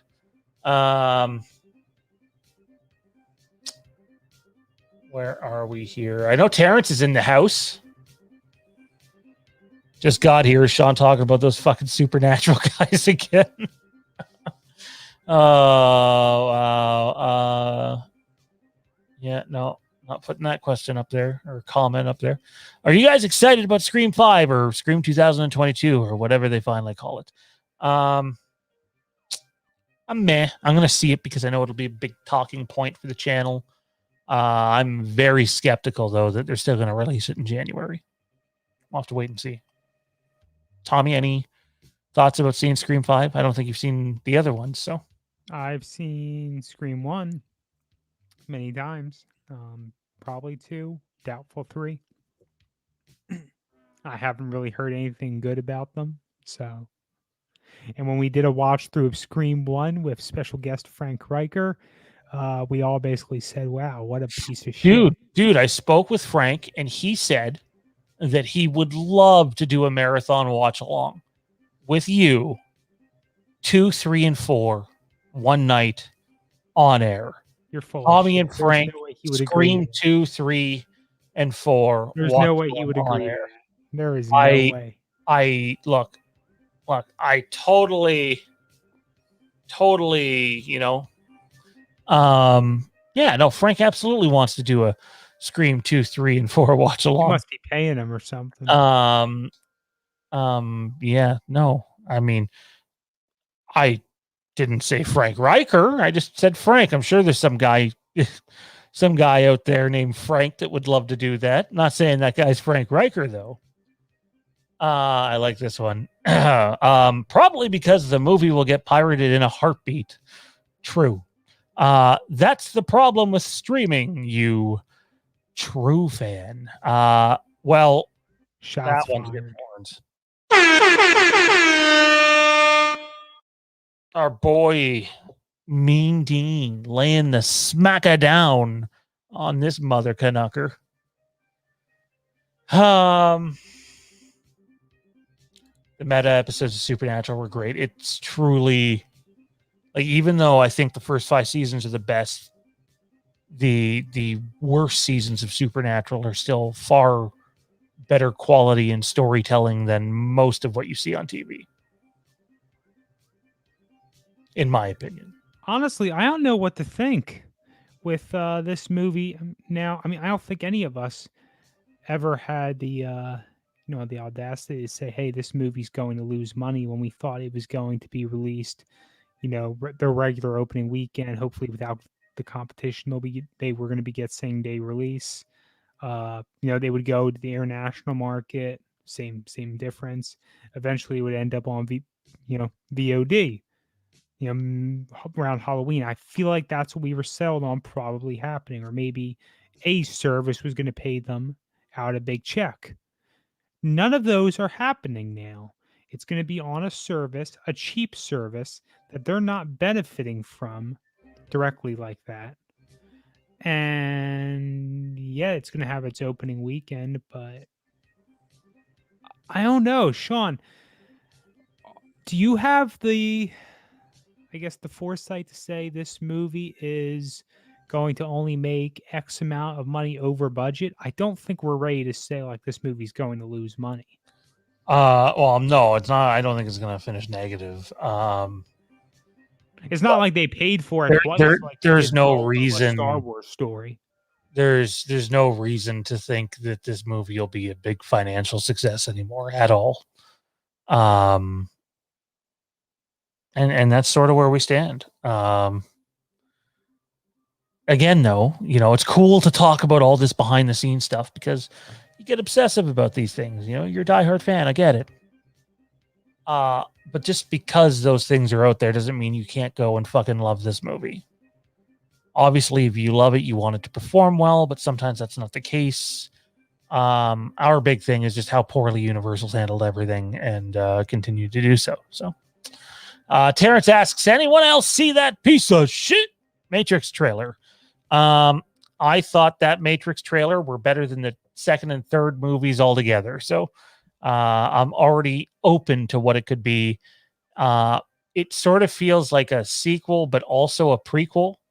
Some sort of Terminator thing going on there. Never got around to watching it. Never did. Love the first Matrix. It's great. The other Yeah, two, no, I've seen the Matrix. I've definitely seen the Matrix, but I didn't get around to watching the trailer today. it's I liked it. I'm open to what it could be. What else do we got here then?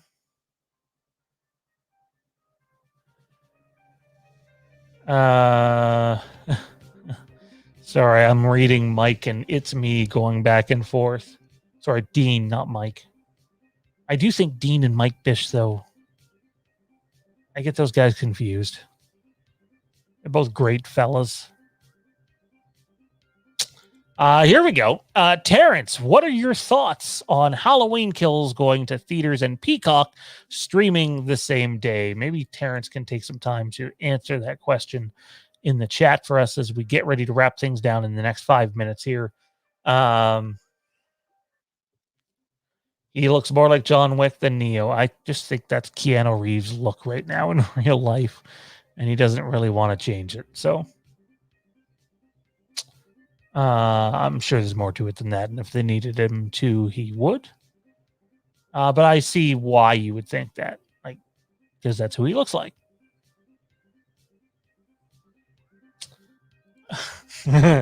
Terrence, why must you be so damn negative? It's like you just keep watching awful movies. Man, I wonder what Terrence thinks of The Last Jedi or The Rise of Skywalker. Hey, Tommy, do you remember when I thought The Rise of Skywalker could be good? Still remember when you called me and we talked about the plot of the movie when the big leak happened. Yep. I forget which source dropped it originally. But yeah, Making Star Wars.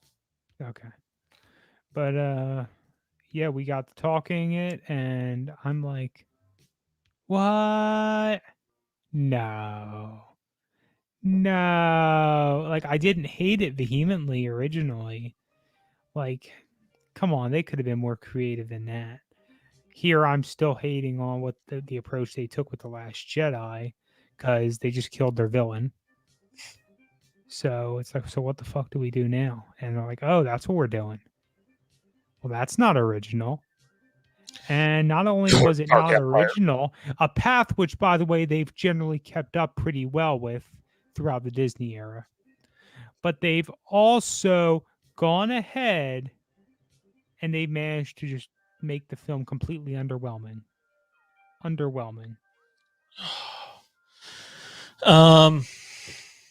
By the way, speaking of Star Wars, Dice the Old Republic. It's coming back, and the ultimate fuck you to Xbox is it's a PlayStation exclusive. So, I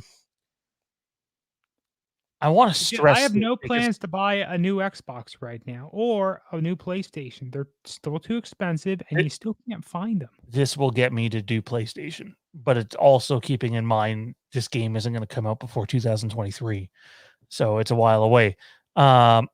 It's not like some people might be like, "Oh, updated graphics and no turn-based style play," and then that's the game. No, it's not what it's going to be like. You're going to have less choices to make. It's going to be more of a linear story while still trying to remain an RPG. It's a retelling, technically, not a remake of Knights of the Old Republic 1, where you're going to get a lot of the main story beats the same, but you're going to get additional story beats too. It sounds like the game will go past where Knights of the Old Republic 1 went and almost, you'll get sequel elements. And obviously we're referring to Revan and what happens next. And it doesn't necessarily mean they'll stay true to what happened in Knights of the Old Republic 2. I'm excited for it.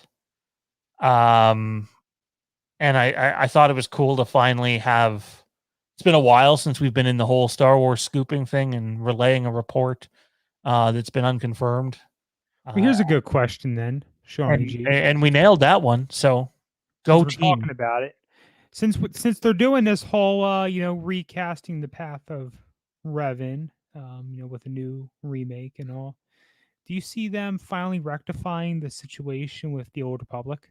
Like, are they going to finally write it officially out of Star Wars canon? As far as I know, this will enter Star Wars canon, where the Old Republic will then officially be Legends. With Like, I don't think they've ever drawn that line before, as weird as it is. I don't know if they haven't totally, but to me, I've always looked at, well, it's Korriban in that game, and it's actually Morabon, so thank you, George Lucas, for that needless change. Yeah, one of your last gifts to us. Oh, his one fuck up, huh? Yeah. Christmas special, anybody? Or holiday special, pardon me. What else do we got here?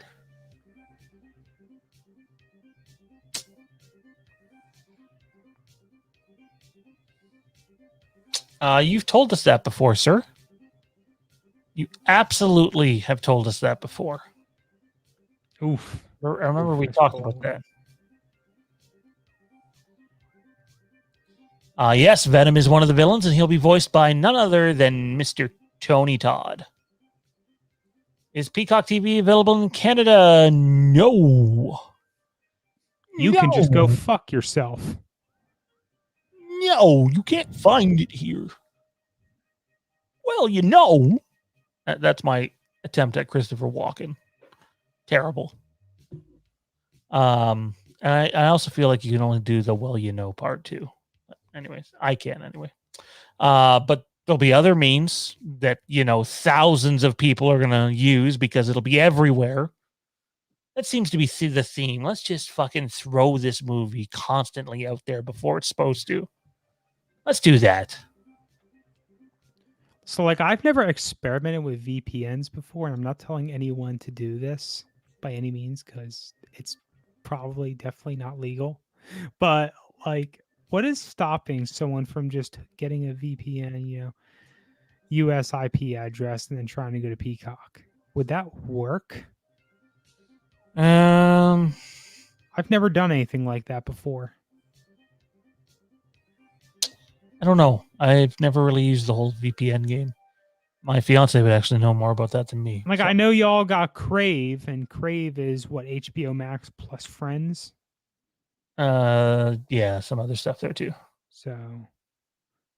But at this point, if it's not on Peacock, it's probably just going to end up on video on demand, right? So let's end the show with this one. Any thoughts on Resident Evil or Welcome to Raccoon City? Don't fucking know anything about it. I think it looks like a true dedication to the games, which the other movies have not been. And while it might not be, kind of like we were talking about earlier, it might not be the best movie. It might not be received well critically. I think it's going to be a really fun Resident Evil movie that harkens back to those original games, and I'm really excited for it. I hope it doesn't get delayed. I definitely will be going to the theaters to see that one. So that's what I would say. Tommy P, where can everybody find you at, man? This was an interesting and unique day. We'll have to talk about the Knights of the Old Republic stuff some more another day. Everyone can catch me. Putting this message in the chat. Of course, it's too fucking long. Fuck it. Who cares? Thank you for joining us. I'm just going to say that. Check out all those fun links I just shared. Join Patreon. Get TeePublic shit if you want it. You can find me on Twitter and Instagram at TommyB1650 and all around Facebook. Fandom Empire Den, Halloween Fandom. Our pages and all those other fun things. We're not going to name them all. How about you, Sean? Where are you at these days? Oh, space, man. It's very psychedelic and lots of stars and oh man, it's a terrible movie. American Graffiti, the sequel to American Graffiti. Holy crap. I know that was random, right? where I am is I won't be watching that movie. Fuck. At Fandom Empire Now on Twitter, Fandom Empire Now on Instagram. On Facebook, you can find us at pages Fandom Empire and Halloween Newsnet, or groups the Fandom Empire Den and Halloween Fandom, run by our boy Dean Renner. Because fuck those Halloween fans, guys, and come join Halloween Fandom. You know, you don't even need to be a true fan. Just come on, have a good time. That's where you can find us. Big thanks to our chat mods here tonight. And boy, it's getting close, man. Hopefully soon we'll be out to dinner and smoking a couple of fatties and having some oh, wait, no, we can't do that with you, can we? Nah, not really. Hopefully soon we'll be there, though, and then we'll be talking about what's next. That is the ultimate question. What is next? That's going to do it for us, everybody. I don't think there's IPC tomorrow. I think it's next week, which means we'll see you. Lampkin Lane, Sunday night. Join Patreon today. Patreon.com/Fandom Empire. For Tommy and everybody else, and Mike Bish earlier. Can't forget our boy Mikey Bish. I'm Sean. Don't forget the Boogeyman. I guess he's here. Right.